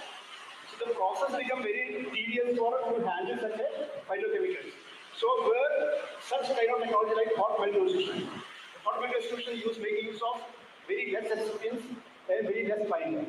But you get nice for any thermolayable or moisture sensitive molecule, we can go for hot melt dissolution. That's one of the best technology presently using for pharma industry. For example, I'll tell you one example. USC company, USC, they have a molecule metformin. Metformin, the weight of metformin of USC compared to any other company is very less. because they have a patent on hot melt extrusion for metformin. Because metformin, the drug itself is 500 milligram. So they use very less excipient to make the sustainable serum of metformin. They make use of hot melt extrusion. It's one of the best methodology. Second is micropelletization. You know that to make a pellet and a carrier and do a pelletization equipment, you have seen that you have that. I see that you have a student device. Okay, so no technology. And then, if the molecule is not at all able to formulate or not at all able to make any kind of formulation or any other process, you are not very tedious. Then, but we have to give. So go for transdermal delivery. Convert that into a transdermal delivery system. So these are the formulations, some of the formulation techniques being used in the industry to take care of the viability, the stability, or what are the other concerns what I told. So next is our responsibility, right? So what we are going to have. Maybe mostly you guys work as a pharmacist, I don't know. I know Rashid also work as a pharmacist sometimes. Okay? But more than a pharmacist, we all experience our own field, like he has gone to research and become teacher. I also research, but I got multiple level of research, tech transfer like that. So phytochemicals, the next one will be application of AI. I know how much AI tools comes to pharmacy. Maybe it's a time to come to use AI tools. Because when you come to industry, you have to use AI tools. So most of the MNC companies start using AI tools. So what they do, they collect the data, pool the data, and they use statistical tools to predict the toxicity, the bioactiveness of the compound, or any other side effect. So these are the data collection from there they can use by deploying the statistics because they can predict the technology to be or the type of phytochemical to be selected for a particular disease. So that's the advantage of this one. And in sourcing, as I told you that sourcing of because of adulteration and sourcing is a concern. So nowadays what happening like the farmers have been taught by the usage of what do you call the satellite data to understand the weather condition because phytochemical one of the concern like it cannot be grown all weather. It may be grow weather, but the content may vary. So each bioactive have content variation with respect to the environmental conditions and the sand conditions. So they will be taught, those who are into practicing the medicinal plant cultivation. So they will be collecting the data and will be deploying in their source in the farming. And this data will be pulled into a central system. From there, we can collect the data when we go for sourcing to understand from which area we should buy ashwagandha. Either we should buy from Rajasthan or we should buy from Kerala because the Rajasthan content will be higher compared to Kerala because the environmental condition. That kind of data will be available. That also is going on in the present scenario.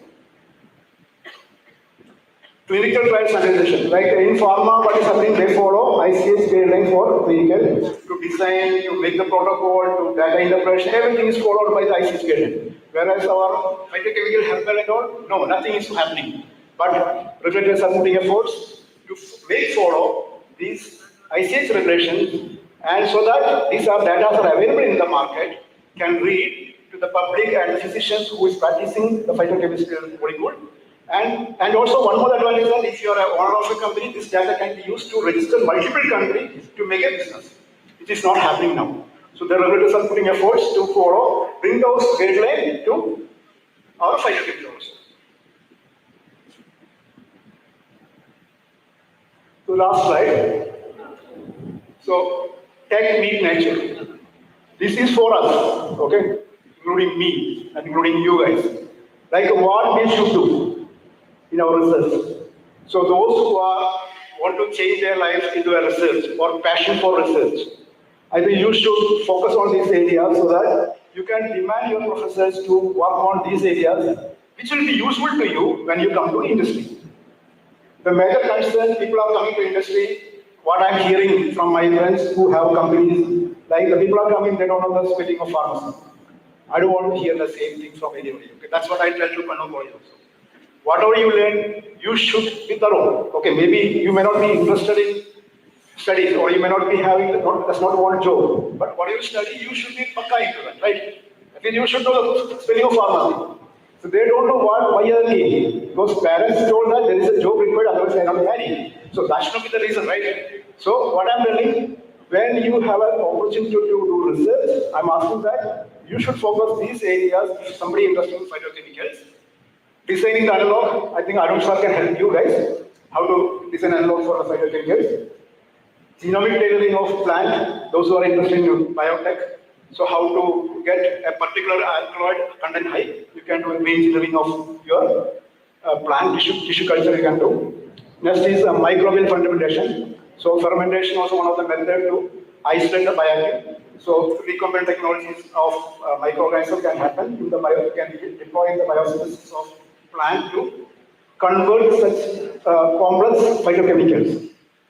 I mean, complex phytochemical means it has got cluster of structure, right? Which cannot be so that will be very difficult to isolate using normal methods.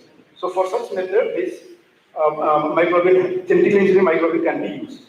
And the last one, the one example I want to give is a knowledge I want to share that plant-based vaccines. It's all in the phase 3 in market of Canada.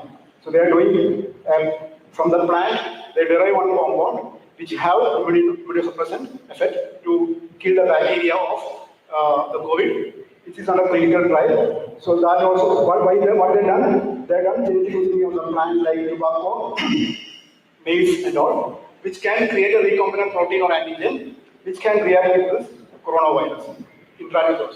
And these are readily extract and can make injectables. So it's not non-fact, it's just non-fact that plant can make also the vaccines or adjuvantive vaccines.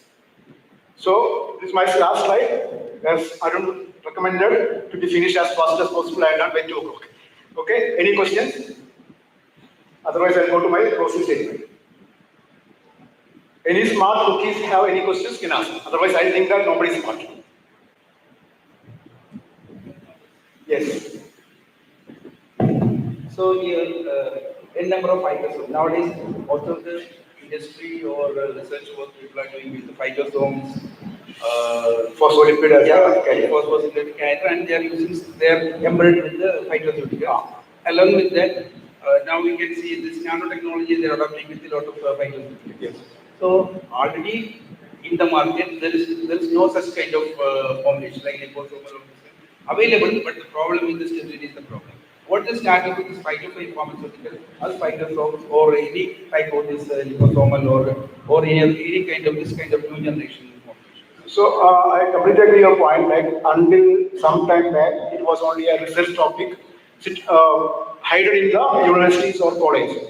It's not a research topic. Yeah. You know, nowadays, you can see last 5 to 10 years, government of India is spending n number of crores or dollars they are spending for especially development of such kind of because of the solubilities of the name. Yes. So what? So now I think they have stopped all the things, but especially liposomal or things are I think almost over. Now they are turns to nanotechnology. Yes. But the problem, the same problem they are facing in the nanotechnology. Sustainability of the molecule. So not only sustainability, sterility is one of the biggest problem. Then this cytotoxicity. So one of the major issue they are facing is the nanotechnology cytotoxicity. Correct. So what is the if it is like that? So what will be the future of this kind of new technology or AI oriented technology? Yeah, I understand your question. And as I told you, right, we do a lot of molecules try to convert those who are biological issues. If you deploy nanotechnology or cytosomes to make a stable or sustainable molecule. But there are concerns areas like it may not be turned into a right compound, as Arun rightly mentioned, maybe it become a cytotoxic or it may not be viable to go ahead. But there are some molecules, I'll give an example, like for example, berberine. It's been industrialized by in the phytosomes and it be available in the market. It's already stabilized, having shelf life for 3 years. So few molecules are escaping from the lab, which is well screened and they're done proper biological studies, stability studies, and came to market. But there are people who still fooling the around also. Okay, so that also going on in the phyto. So that's another area which we don't should not discuss because somebody is accepted to buy, they let them buy. Okay. Any comments from Shifa? Actually, I am from Ayurveda field. Maybe I will be unaware of what I am asking. So, told about the transdermal delivery of Yes. fiber. Could you please give me some examples? Example I can give that Boswellia strategum, right? Boswellia acid, which can be used for arthritis. Is it available? That available in the Europe countries, it's been approved. And India, the process is going on because one is isolating that phosphoric acid by removing other compound which is not required.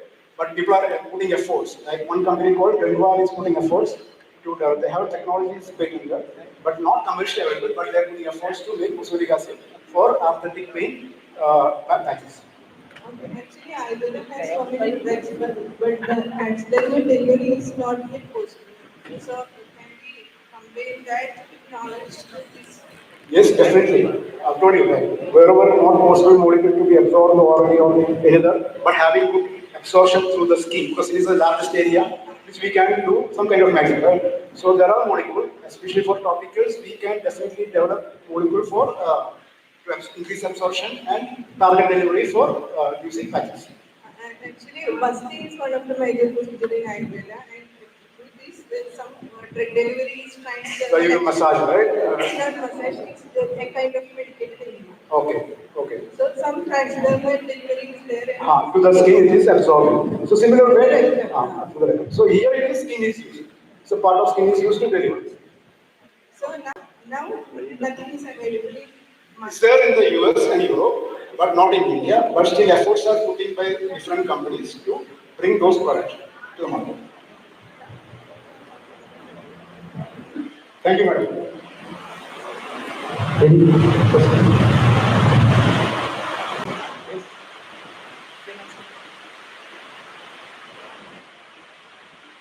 Any question? Another one is hyosin butyl bromide. Patches are available. Hyosin butyl bromide. It's a natural phytochemical. Other possibility. Other possibility. Thank you guys. So I just closing my talk. So what I'm telling those who are interested, it's a big field. And why I'm telling you can be an innovator. Your name will be known to if you find some phytochemicals and you can modify it. So there is a lot of opportunity. So if you're really interested, be an innovator of any molecule. That's why. Thank you. Thank you, Dr. Madhu, for your industry. Because I told you don't because these people are last student, they're really busy with the talks and all. So you will finish your complete your talks. Okay. Thank you very much for your visit at Shifa College of Pharmacy. Thank you. Thank you. Thank you, sir, for the valuable session. Now, to express our sincere gratitude, we call upon the session chairperson, Dr. Arun Rashid, to do the honor of presenting a memento to our valuable research person, Dr. Madhu Nicolas.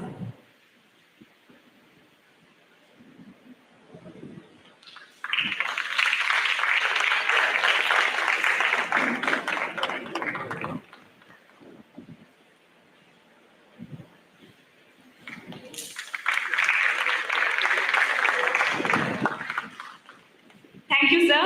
Now, to honor our esteemed session chairperson, Dr. Arun Rashid, we request Dr. Rajesh R.S., Professor, Department of Pharmaceutics, Shifa College of Pharmacy, to kindly step forward and present a token of our appreciation.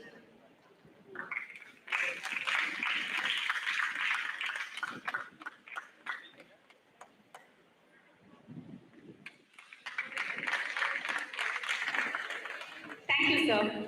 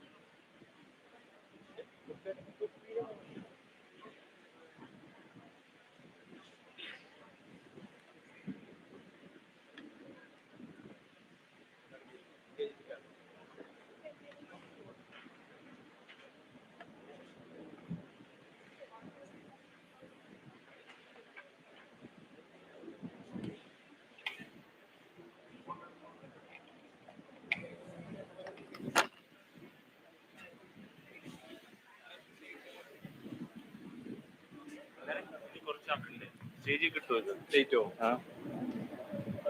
മോൻ കിട്ടൂല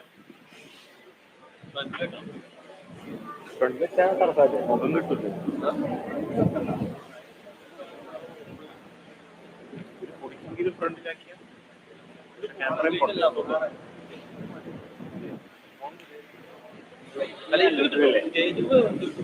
അല്ല നമുക്ക് photo black ആയതുകൊണ്ട് കുഴപ്പമില്ല കുഴപ്പമില്ല video എടുക്കാനാണെങ്കിലും close-up ഒന്നും കുഴപ്പമില്ല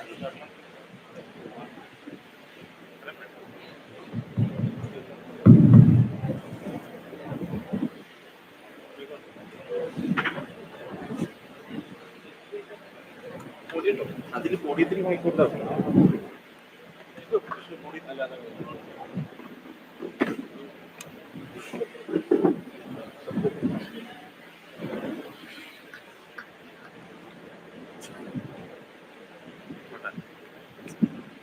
ആ സാറി കുടി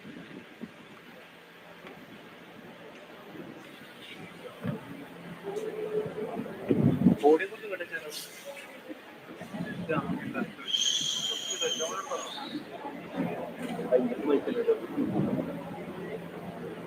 അത് മാറ്റി അവിടെ ഉണ്ട് അതാ പ്രത്യേകം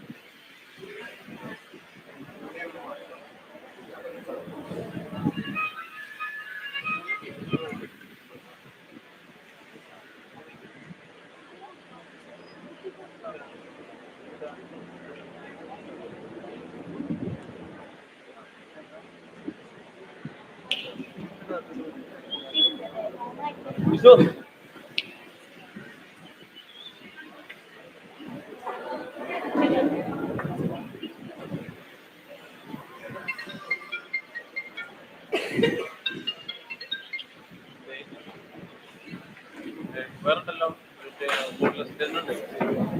ബോർഡ്ലെസ് ഉണ്ട് അവിടെ ഉണ്ടല്ലോ ആ ഉള്ളിലുണ്ട് അപ്പൊ അതിനുള്ളിൽ തന്നെ അല്ല ബോർഡ്ലെസിന്റെ അഡാപ്റ്റർ ഉണ്ടാവും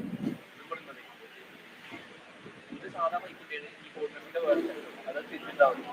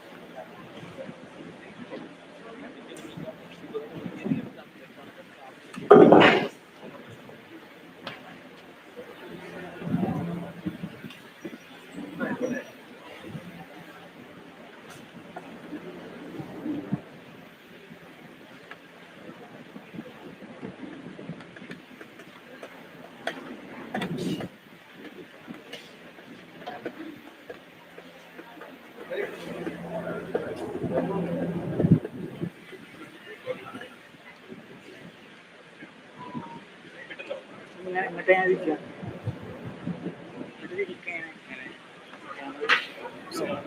ആ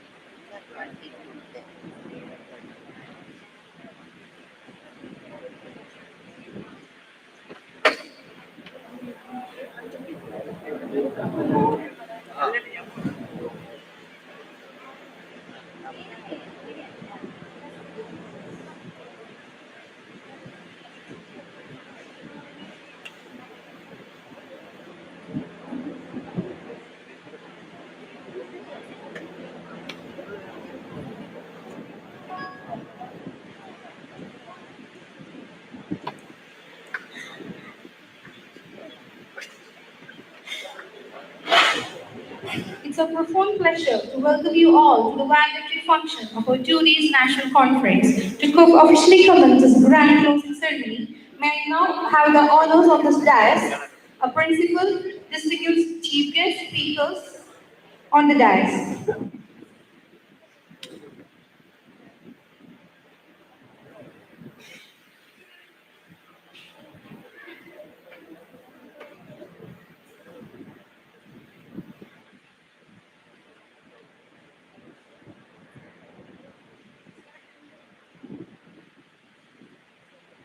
We request Principal, Vice Principal, Students Affairs, Bensi Madam, Dr. Sabu Sir on this dais. Dr. Madhu Nicola Sir on the dais.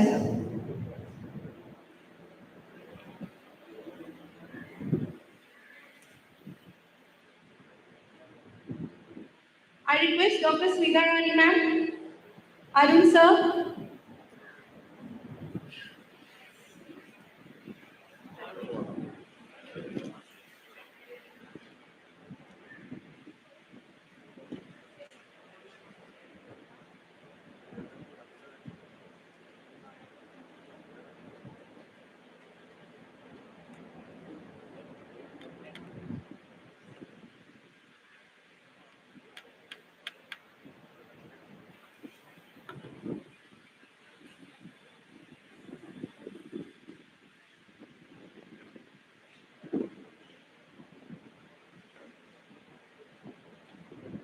I now have the honor of inviting Professor Junai C., Vice Principal, Student Affairs, Shifa College Pharmacy, to conclude the session. Over to you, sir.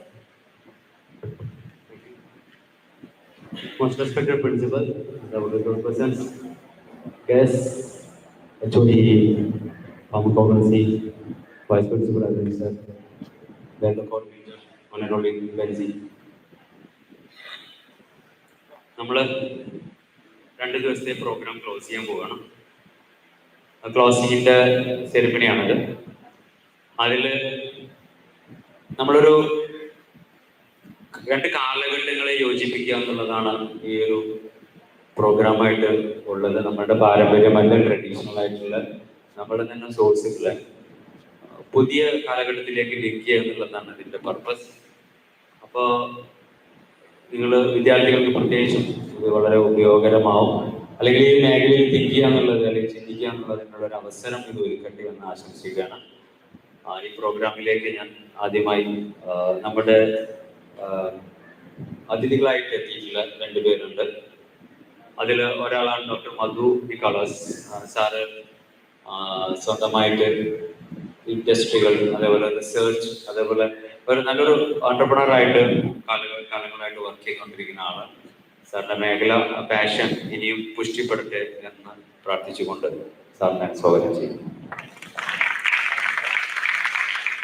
അടുത്തതായി doctor Sabu sir എന്ന് പറഞ്ഞു കഴിഞ്ഞാൽ ഞങ്ങളുടെ കൂടെ കുറച്ചു കാലം ജോലി ചെയ്താണ്. ഞങ്ങളുടെ ഒക്കെ സ്വകാര്യ അഹങ്കാരമാണ്. കാരണം എന്താ വെച്ചാൽ സാറ് ഇവിടുന്ന് നേരെ പോയത് ജപ്പാനിലേക്കാണ്. വർഷങ്ങളോളം ജപ്പാനിൽ സാറ് പ്രവർത്തിച്ചിട്ടുണ്ട്. തിരിച്ച് അദ്ദേഹം മൂകാംബികയിലേക്ക് എത്തി. അപ്പോൾ സാബു സാറിനെ കൊണ്ട് വിളിക്കുക എന്നുള്ളത് ഞങ്ങളുടെയൊക്കെ കർത്തവ്യമായിരുന്നു. കാരണം ഞങ്ങളിൽ നിന്ന് മാനസികമായിട്ട് അകന്നു പോയിട്ടില്ല എന്ന് സാറിനോട് ഞങ്ങൾക്ക് ഉറച്ച് പറയേണ്ടതുണ്ട്. അപ്പോൾ സാറിന് ഈ വേദിയിലേക്ക് ആർദ്രവുമായിട്ട് സ്വാഗതം ചെയ്യുകയാണ്. അടുത്തായി ഞങ്ങളുടെ ഈ പ്രോഗ്രാമിൻ്റെ മാത്രമല്ല എല്ലാ പ്രോഗ്രാമിൻ്റെയും നട്ടലും ഞങ്ങളുടെ കപ്പിത്താനും ഈ കപ്പൽ ആടി ഉലയാതെ സംരക്ഷിക്കുന്നതുമായ ഞങ്ങളുടെ പ്രിയങ്കരനായ പ്രിൻസിപ്പളിന് ഈ പ്രോഗ്രാമിലേക്ക് സ്വാഗതം ചെയ്യാം. അടുത്തതായി ഞങ്ങളുടെ ഏറ്റവും സ്ട്രോങ് പില്ലറായിട്ടുള്ള doctor Arun Rasheed. Vice principal academics, ഞങ്ങളുടെ PCI QCI, അതേപോലെ എല്ലാ ഡോക്യുമെന്റേഷൻ്റെയും ഇൻചാർജാണ്. അദ്ദേഹം ഈ കോളേജിന്റെ സ്ട്രോങ് പില്ലറാണ്, PCI ഇൻസ്പെക്ടറാണ്. അങ്ങനെ മറ്റു മേഖലകളിലൊക്കെ ബോർഡ് ഓഫ് സ്റ്റഡീസിലെ ഇപ്പോൾ PG മെമ്പറാണ്. അദ്ദേഹത്തെയും ആദ്യവുമായി സ്വാഗതം ചെയ്യുന്നു. അടുത്തതായി HOD ഡോക്ടർ സ്മിത റാണി. തുടക്കം മുതലേ ഇവിടെ ഉള്ള ആളാണ്. ഡിപ്ലോമ ഡിഫാമസിയുടെ അമ്മയാണ്, BFAMിന്റെയും അമ്മയാണ്. പിന്നെ ഇപ്പോൾ MFAM പുതിയ ബ്രാഞ്ചൊക്കെ തുടങ്ങി റിസർച്ച് മേഖലയിലേക്ക് ഫാർമക്കോഗ്രസിയായി കൈപിടിച്ചു ഉയർത്തുന്ന സ്മിത റാണി മാഡത്തിനെ സ്വാഗതം ചെയ്യുന്നു. അടുത്തതായി ബെൻസി മാഡം യൗവനത്തിന്റെ പര്യായമാണ്, പ്രോഗ്രാം കോർഡിനേറ്ററാണ്. ഈ ഫണ്ട് PFMS വഴി നേടിയെടുക്കാൻ അത്രമാത്രം അധ്വാനിച്ച് അത്രമാത്രം വിയർപ്പൊഴുകി ഇതിന്റെ കോർഡിനേറ്റർ എന്ന നിലയിൽ നട്ടെല്ലും കാമ്പുമായിട്ട് പ്രവർത്തിച്ചു കൊണ്ടിരിക്കുന്ന എല്ലാവർക്കും ഇൻസ്പിറേഷനായ ഡോക്ടർ ബെൻസി, അദ്ദേഹം. പിന്നെ ഈ പ്രോഗ്രാമിലേക്ക് വന്നിട്ടുള്ള വിശിഷ്ട അതിഥികൾ, അതേപോലെ അധ്യാപകർ, അതേപോലെ നാളെയുടെ വാഗ്ദാനമായ നമ്മുടെ പ്രിയങ്കരായ വിദ്യാർത്ഥിനികൾ, മറ്റു വിശിഷ്ട വ്യക്തികൾ, ആങ്കേഴ്സ്, അതേപോലെ ഇതിന്റെ സപ്പോർട്ടിംഗ് ടീം, എല്ലാവരെയും ഇതിന്റെ സമാപന ചടങ്ങിലേക്ക് കൃത്യമായി ഒരിക്കൽ കൂടെ സ്വാഗതം ചെയ്യുന്നു.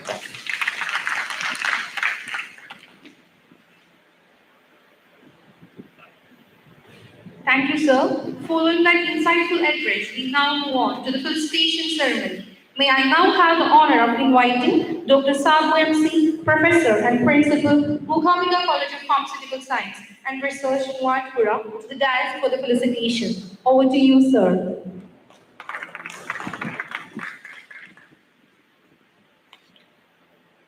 Good afternoon.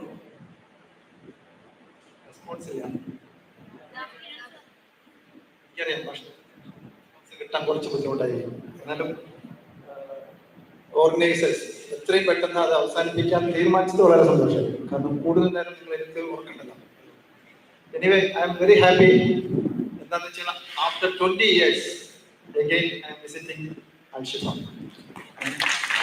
നിങ്ങളെക്കാൾ ഏറ്റവും സന്തോഷം എനിക്കാണ്. 20 വർഷത്തിന് ശേഷം ഞാൻ വീണ്ടും ഷിഫയിലേക്ക് വരുന്നത്. അപ്പോൾ ഈ വേദിയിലിരിക്കുന്ന എല്ലാവരും അരുൺ ബഷീർ സാറിനെ ഒഴിച്ച് ബാക്കി എല്ലാവരും ഇവിടെ ഉണ്ടായിരുന്നതാണ്. ഇങ്ങനെ ഈ സാറിന് എങ്ങനെ പരിചയം, മധു സാറിന് എങ്ങനെ പരിചയം എന്ന് ചോദിച്ചു കഴിഞ്ഞാൽ നിങ്ങൾ ഒരുമിച്ച് പഠിച്ചെടുക്കാം. അപ്പൊ ഇതിന്റെ ഒരാളെ ഒഴിച്ച് ബാക്കി എല്ലാവരും എനിക്ക് കണക്റ്റഡ് ആണ് നേരത്തെ തന്നെ. അപ്പം എനിക്ക് ഇതിനേക്ക് കൂടുതൽ സന്തോഷമില്ല. ഇപ്പൊ എന്നെ വിളിച്ചു, ഞാൻ വരണോ വേണ്ട, ഇത്രയും ദൂരം വരണോ വേണ്ടോ എന്ന് ആലോചിച്ച് രാവിലെ 5 മണിക്ക് പുറപ്പെട്ട് ഇവിടെ 10 മണിയായി. തിരിച്ച് ഒരു മണിക്കൂർ ഞാൻ ഇവിടെ തിരിച്ചാൽ വീണ്ടും രാത്രി 10:30ക്കാണ് തിരിച്ചെത്തുക. അപ്പൊ എത്ര നേരം ഞാൻ ട്രാവൽ ചെയ്തെന്ന് ആലോചിച്ചാൽ മതി. അത് വളരെ കാരണം വേറെ ഒന്നല്ല, ഒറ്റൊരു വാക്ക് ദിലീപ് സാറും പറഞ്ഞ ഒറ്റൊരു വാക്കാണ്. അതിന്റെ കൂടെ തന്നെ ഡിപ്പാർട്ട്മെന്റ് ഹെഡ് സ്മിത മാഡം, പിന്നെ ബെൻസി, ഇവരെല്ലാവരും കൂടി എന്നെ വിളിച്ച് നിർബന്ധമായിട്ട് സാർ വരണം എന്ന് പറഞ്ഞു. പിന്നെ എനിക്ക് മറത്ത് പറയാനുള്ള ഒരു വാക്കുണ്ടായിരുന്നില്ല. വേറെ അത് മാത്രമല്ല, ഈ ഒരു സബ്ജക്ട് ഫൈറ്റോ കോൺസ്റ്റുവൻസ് സാധാരണ സെമിനാറുകൾ നടത്താറുണ്ട് പലരും. ഈ ഫൈറ്റോ കോൺസ്റ്റുവൻസിനെ കുറിച്ച് കേരളത്തിൽ നടത്തുന്ന സെമിനാർ വളരെ വളരെ കുറവാണ്.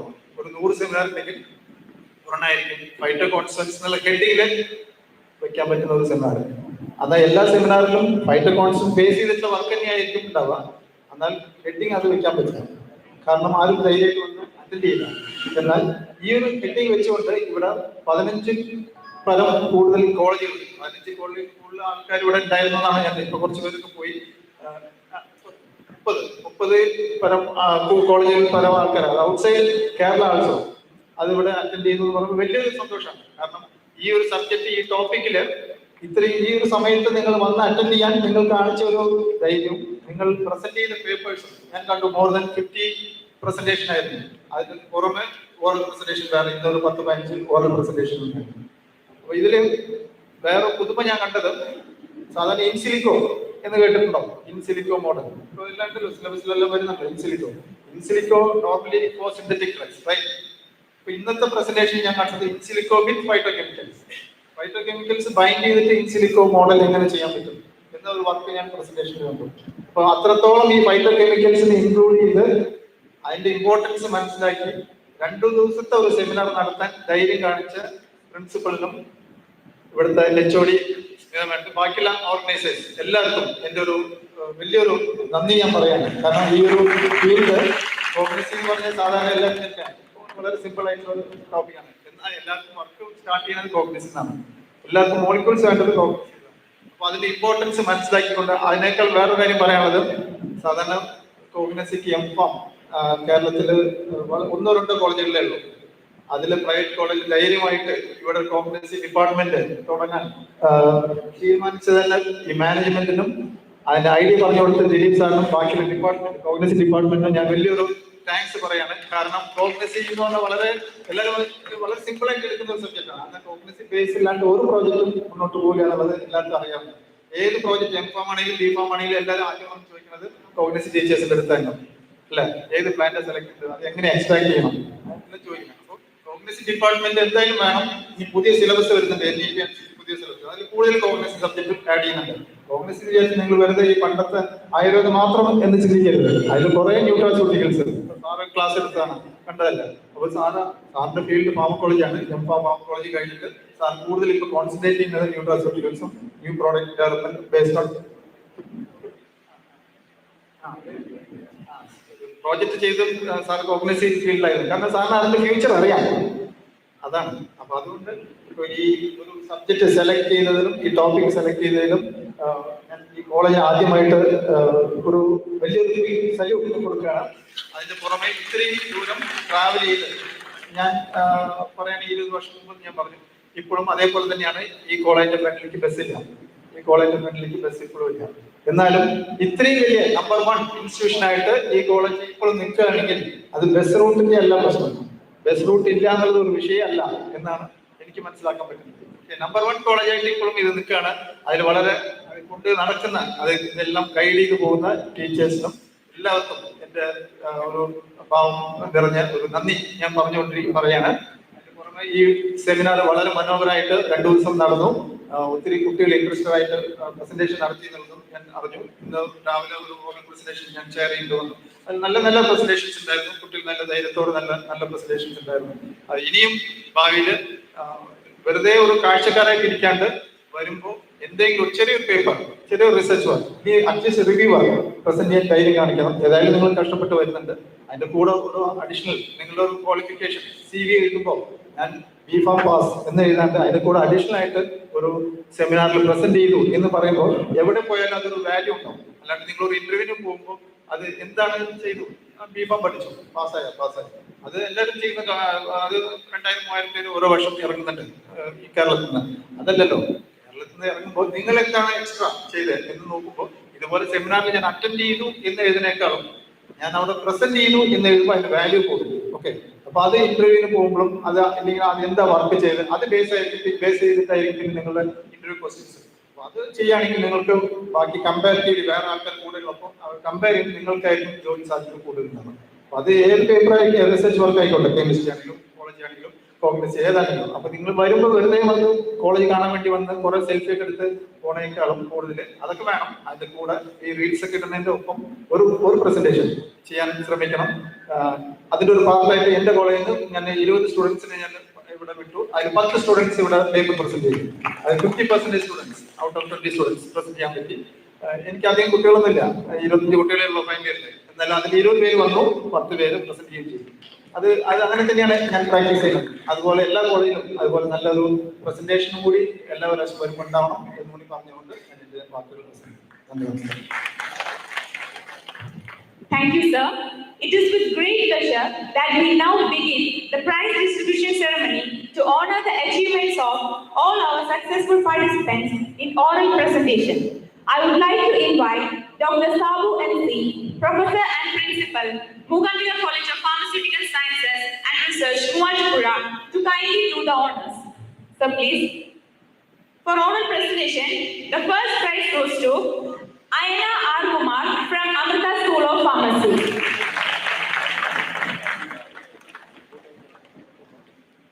She has won a cash prize of 3,000 rupees.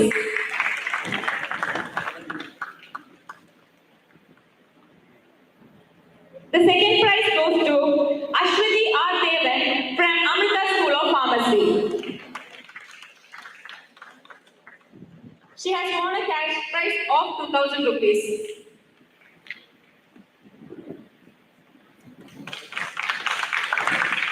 The third prize goes to Archana TS from Jawaharlal Nehru Tropical Botanic Garden and Research Institute with the cash prize of 1,000 rupees.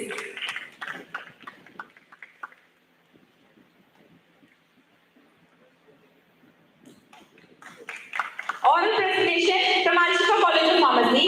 First prize goes to Anisa M from Department of Chemistry, Shifa College of Pharmacy with the cash prize of 3,000 rupees. The second prize goes to Fatima Shahla K, Shifa College of Pharmacy with a cash prize of 2,000 rupees.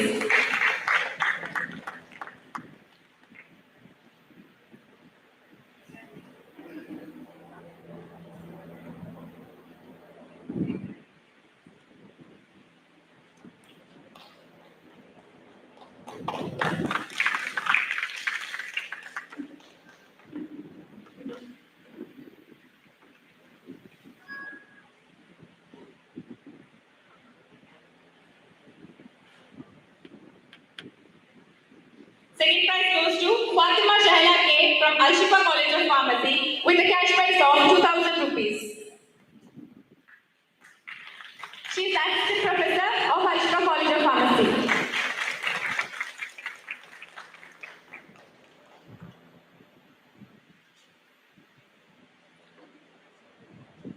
Third prize goes to Amrita P. Anil and Pharmaceutical Chemistry with a cash prize of 1,000 rupees from Shifa College of Pharmacy.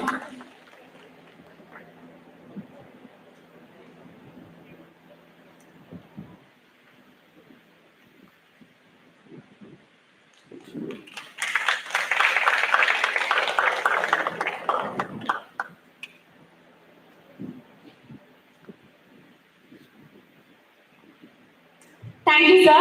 Next, let me welcome Dr. Dilip C, Principal, Shifa College of Pharmacy, to do the honors for Special Appreciation Award for UG students. Hafiza A from Mukambika College of Pharmacy.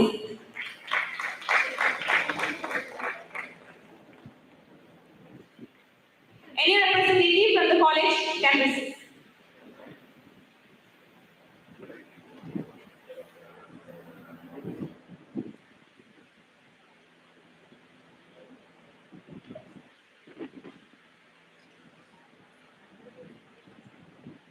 Next, Rupal Binoy from Holy Grace Academy of Pharmacy.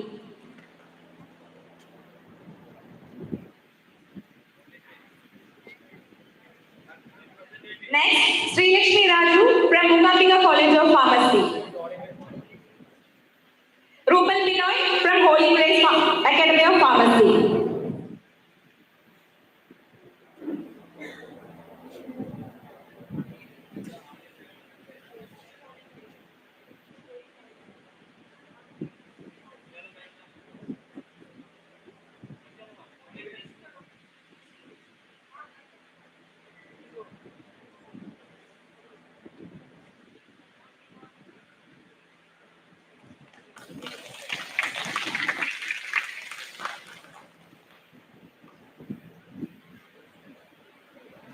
Thank you, sir. Next, we move on to the certificate form. Sri Lakshmi Raju from Mukambika College of Pharmacy.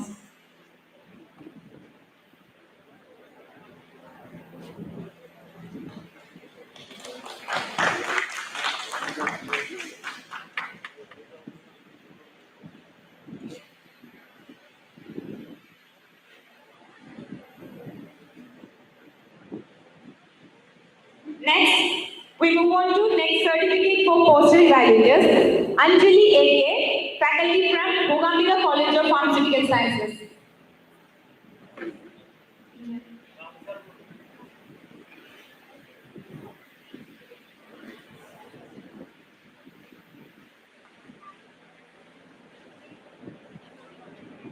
Next, Professor Dr. S.A. Mohammed Sheikh Arafat.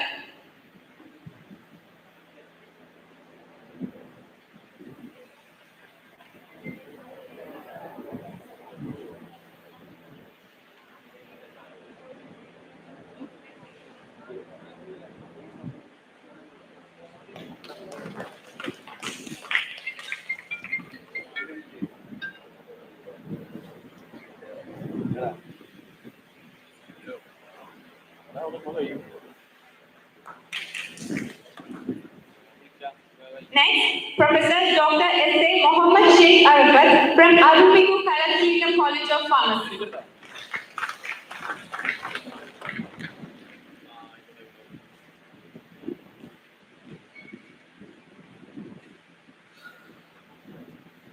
Next, Professor Nita P. Mohan from Dr. Mupan's College of Pharmacy.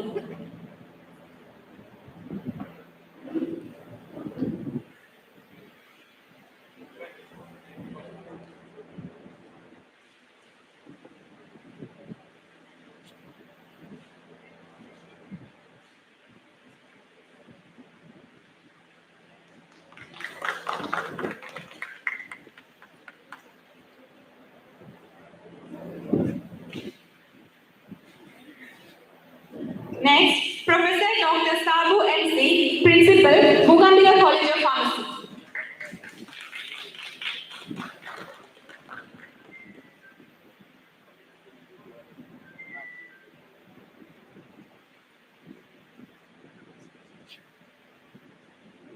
Next, Mr. Vinay Shankar from Shifa College of Pharmacy.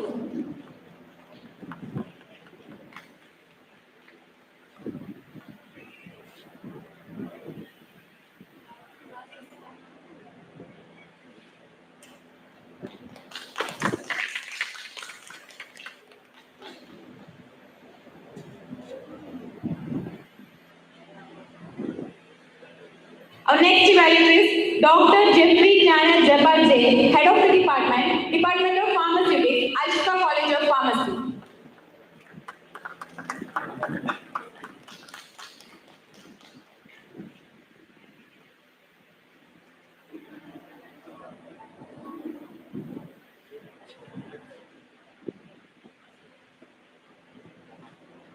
Next, Dr. Arun Rashid, Department of Pharmaceutical Chemistry, Shifa College of Pharmacy.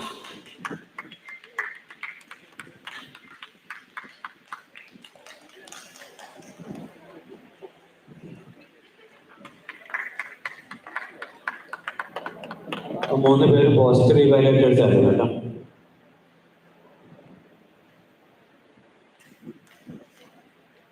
Next evaluator, Dr. Vimal Kumar, Head of the Department, Department of Pharmacology, Shifa College of Pharmacy.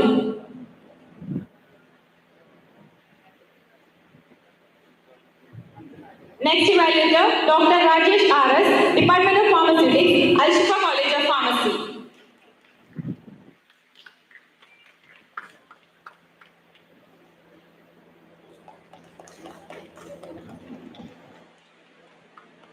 Next evaluator, Mr. G. Ramu, Department of Pharmacognosy, Shifa College of Pharmacy.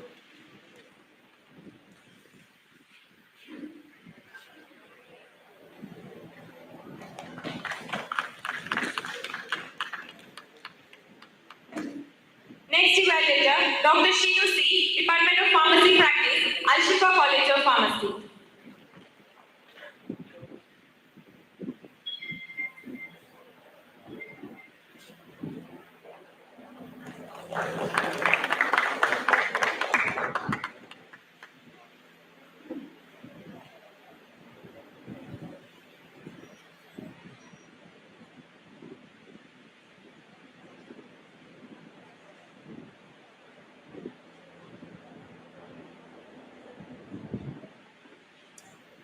Next, I invite representatives from respected colleges to receive their participation certificate. I would like to invite Dr. Arun Rashid sir to kindly do the honors. Jamia Salfia Pharmacy College. Jamia Salfia Pharmacy College. Any student delegates, you can get the certificate. Indira Gandhi Institute of Pharmaceutical Sciences, Mar Athanasius College for Advanced Studies.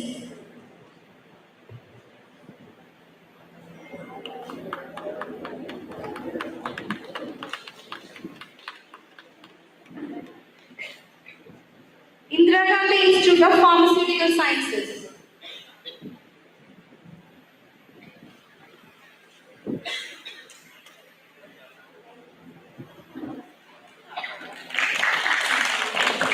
Mar Athanasius College for Advanced Studies. Westwood College of Pharmacy, Thrissur, KSCSTE, Jawaharlal Nehru Tropical Botanic Garden, Mahatma Gandhi College, Keshavadastapuram.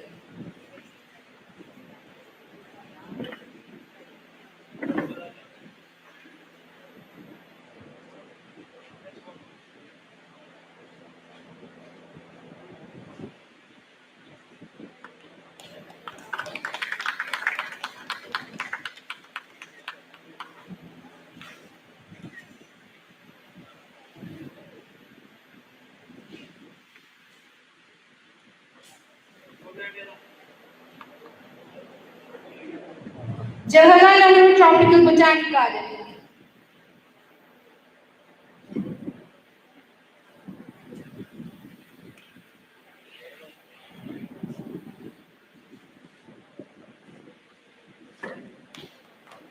Mahatma Gandhi College.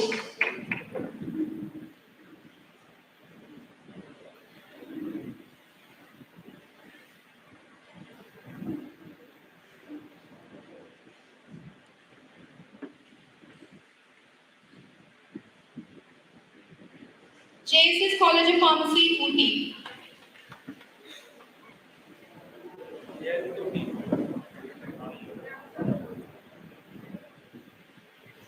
Dr. Moopans College of Pharmacy, Maypadi.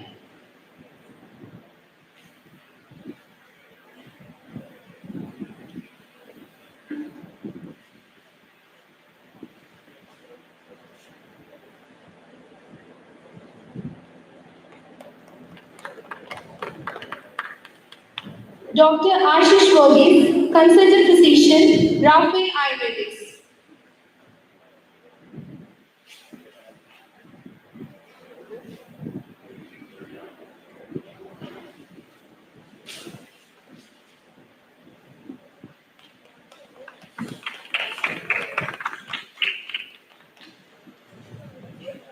Thank you, Dr. Arun Rashid, sir. Next, I would like to invite Professor Junaid Smith, Vice Principal, to kindly do the honor. KMCH College of Pharmacy, Coimbatore. Seventh Hills College of Pharmacy. RIMSR DPS, Pudupalli.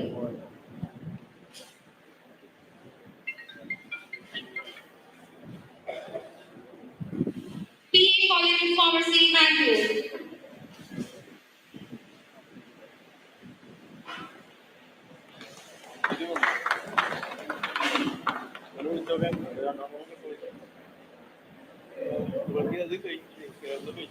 Sancho College of Pharmaceutical Science Studies, Palakkad. Sancho College of Pharmaceutical Studies, Palakkad. Nirmala College of Pharmacy, Chalakudy. KMCT College of Pharmacy, Kuchipuram. Nirmala College of Pharmacy, Chalakudy.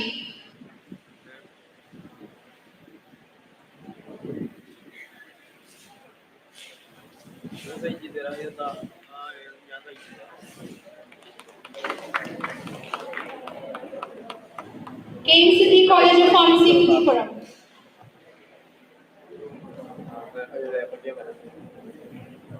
College of Pharmaceutical Sciences, GMC, Kannur. College of Pharmaceutical Sciences, GMC, Kannur. Amity University of Pharmacy, Amity University, Bangalore. Amrita School Pharmacy, Kochi, Amrita Vishwavidyapitham.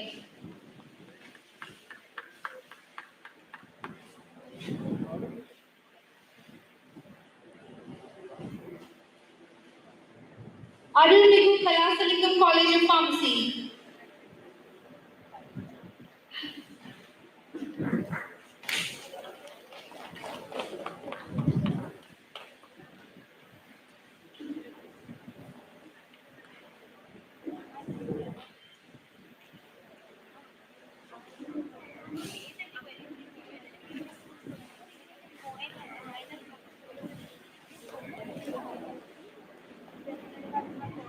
Thank you, Professor Junaid, sir. I would like to invite Dr. Smita Rani to kindly do the honor. National MCM College of Pharmacy.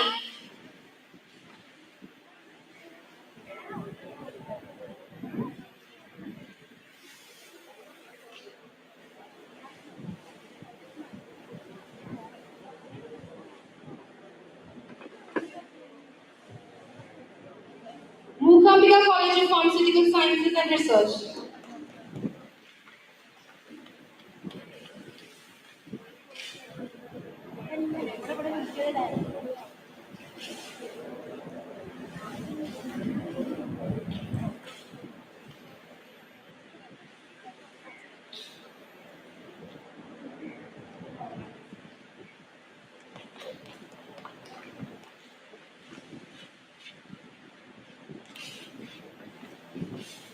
Thank you, ma'am. I would like to invite Dr. Madhu Nicola sir to kindly do the honor. MGM College of Pharmaceutical Sciences.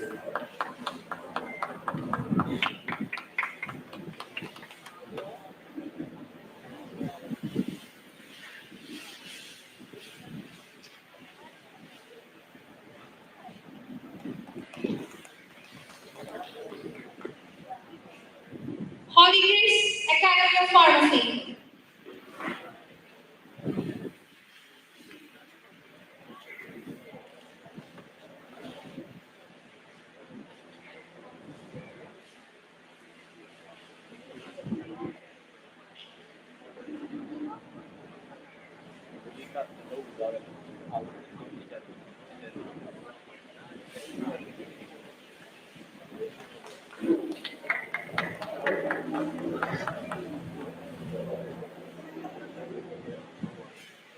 And last, Shifa College of Pharmacy.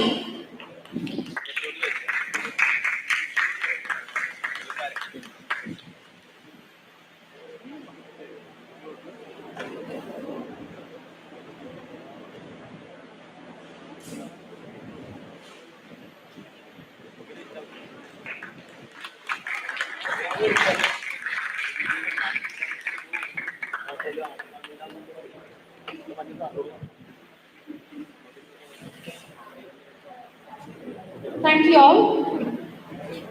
Now we invite volunteers from MLU to share your feedback, thoughts, or experience about today's national conference. Your reflection helps us grow and improve.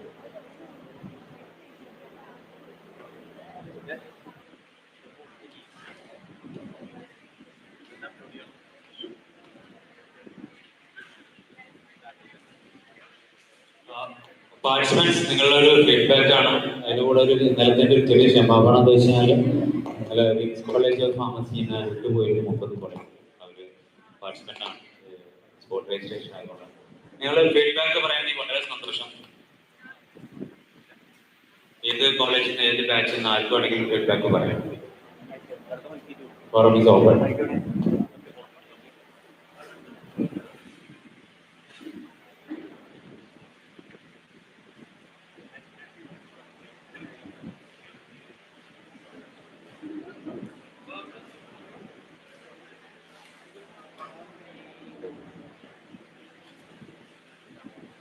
Good evening, everybody.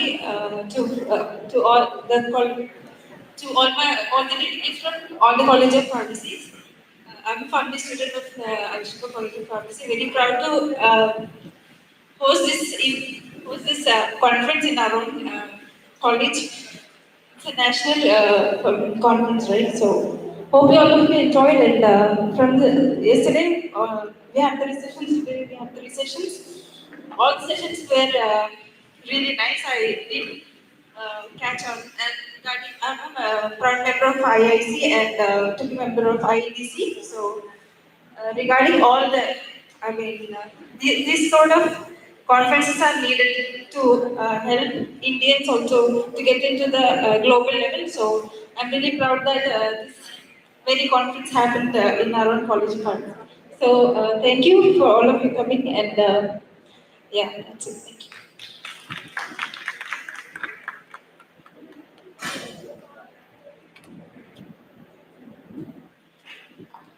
Good afternoon all. I am Ashwati Adevan and I am a PhD scholar from Amrita School of Pharmacy.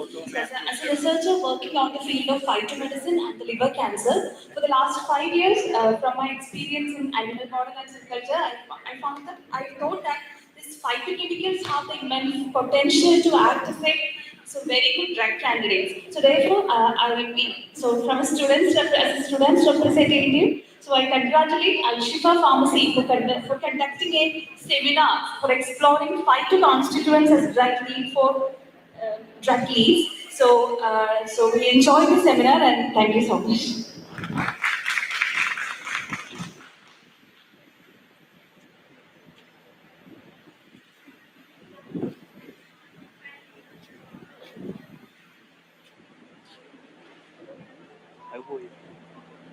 Thank you. As we all know, things must come to an end. So does this wonderful event. But before we conclude, we must extend our heartfelt gratitude to all who have contributed to the success of the seminar. For the vote of thanks, I would like to call upon Dr. Pensi Devi. Over to you, ma'am.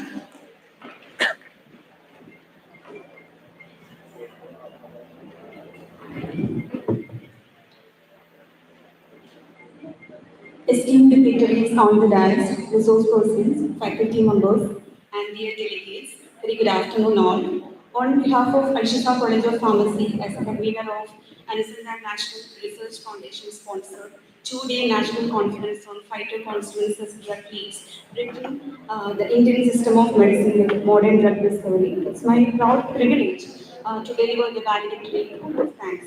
First and foremost, we express our sincere gratitude to the NRF, Government of India, for their financial support in making this conference possible. We remain deeply thankful to our managing trustee members, Dr. PMV, the leadership of Shifa Medical Trust, all the directors of the Shifa Medical Trust, and our principal, Dr. Dilip C, for the constant encouragement and support. Especially and heartfelt thanks to Dr. Smita Rani, HOD Department of Pharmacology, for guidance, support, and dedication in making this conference possible. Without her, this event could not have been successfully executed.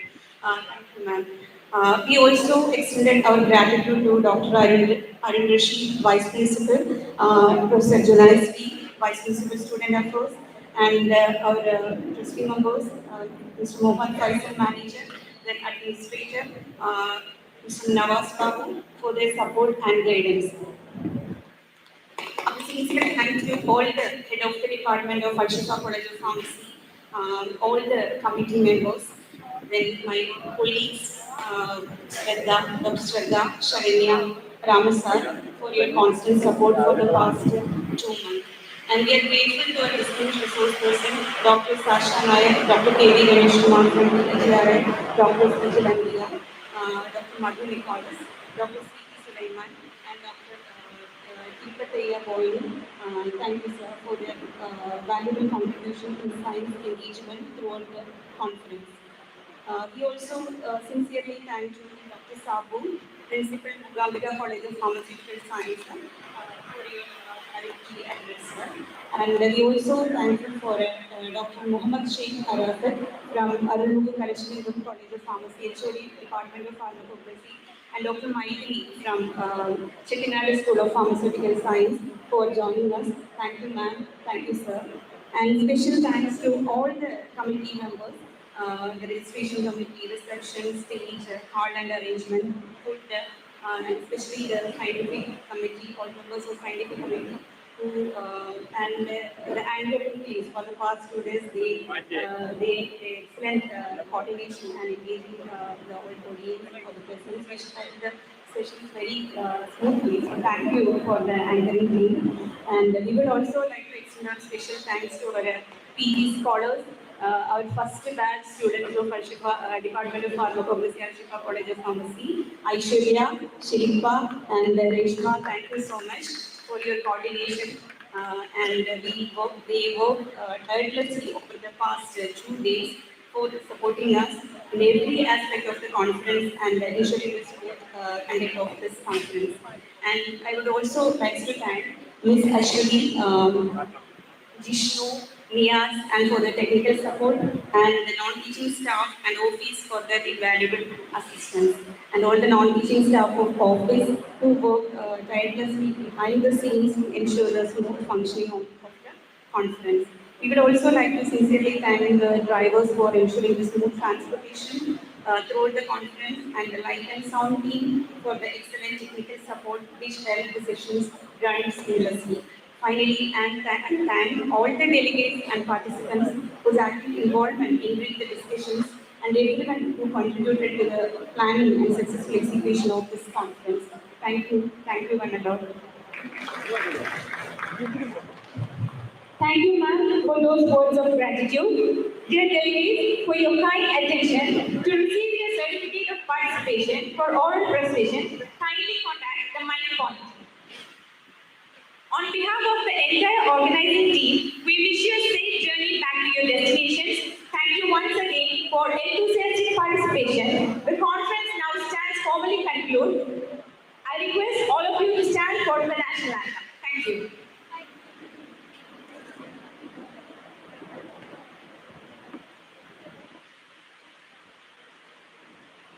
Jana Gana Mana अधिनायक जय हे भारत भाग्य विधाता पंजाब सिंध गुजरात मराठा द्राविड़ उत्कल गंगा विंध्य हिमाचल यमुना गंगा उच्चल जलधि तरंगा तव शुभ नामे जागे तव शुभ आशीष मांगे गाहे तव जय गाथा जय जय मंगलदायक जय हे भारत भाग्य विधाता जय हे जय हे जय हे जय जय जय जय हे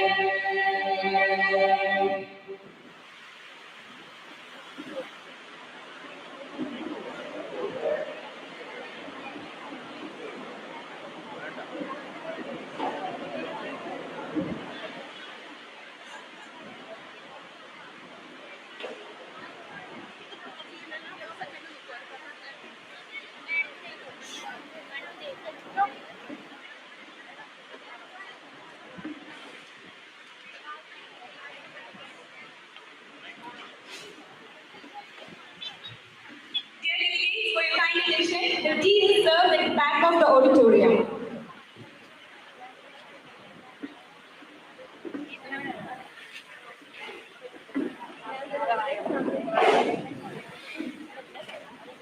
Dear delegates, kindly note that you receive your certificates for participation for oral presentation.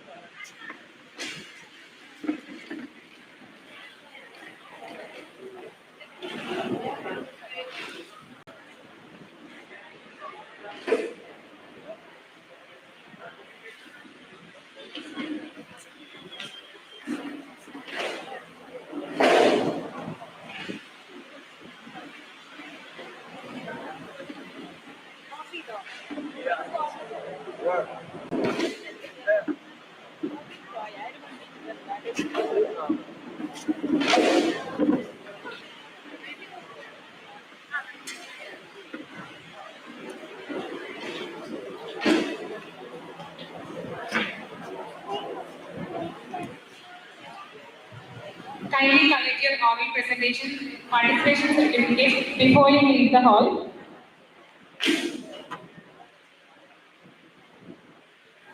Delegates are requested to collect the participation certificates before you leave the hall. Delegates are kindly requested to collect the oral presentation participation certificates.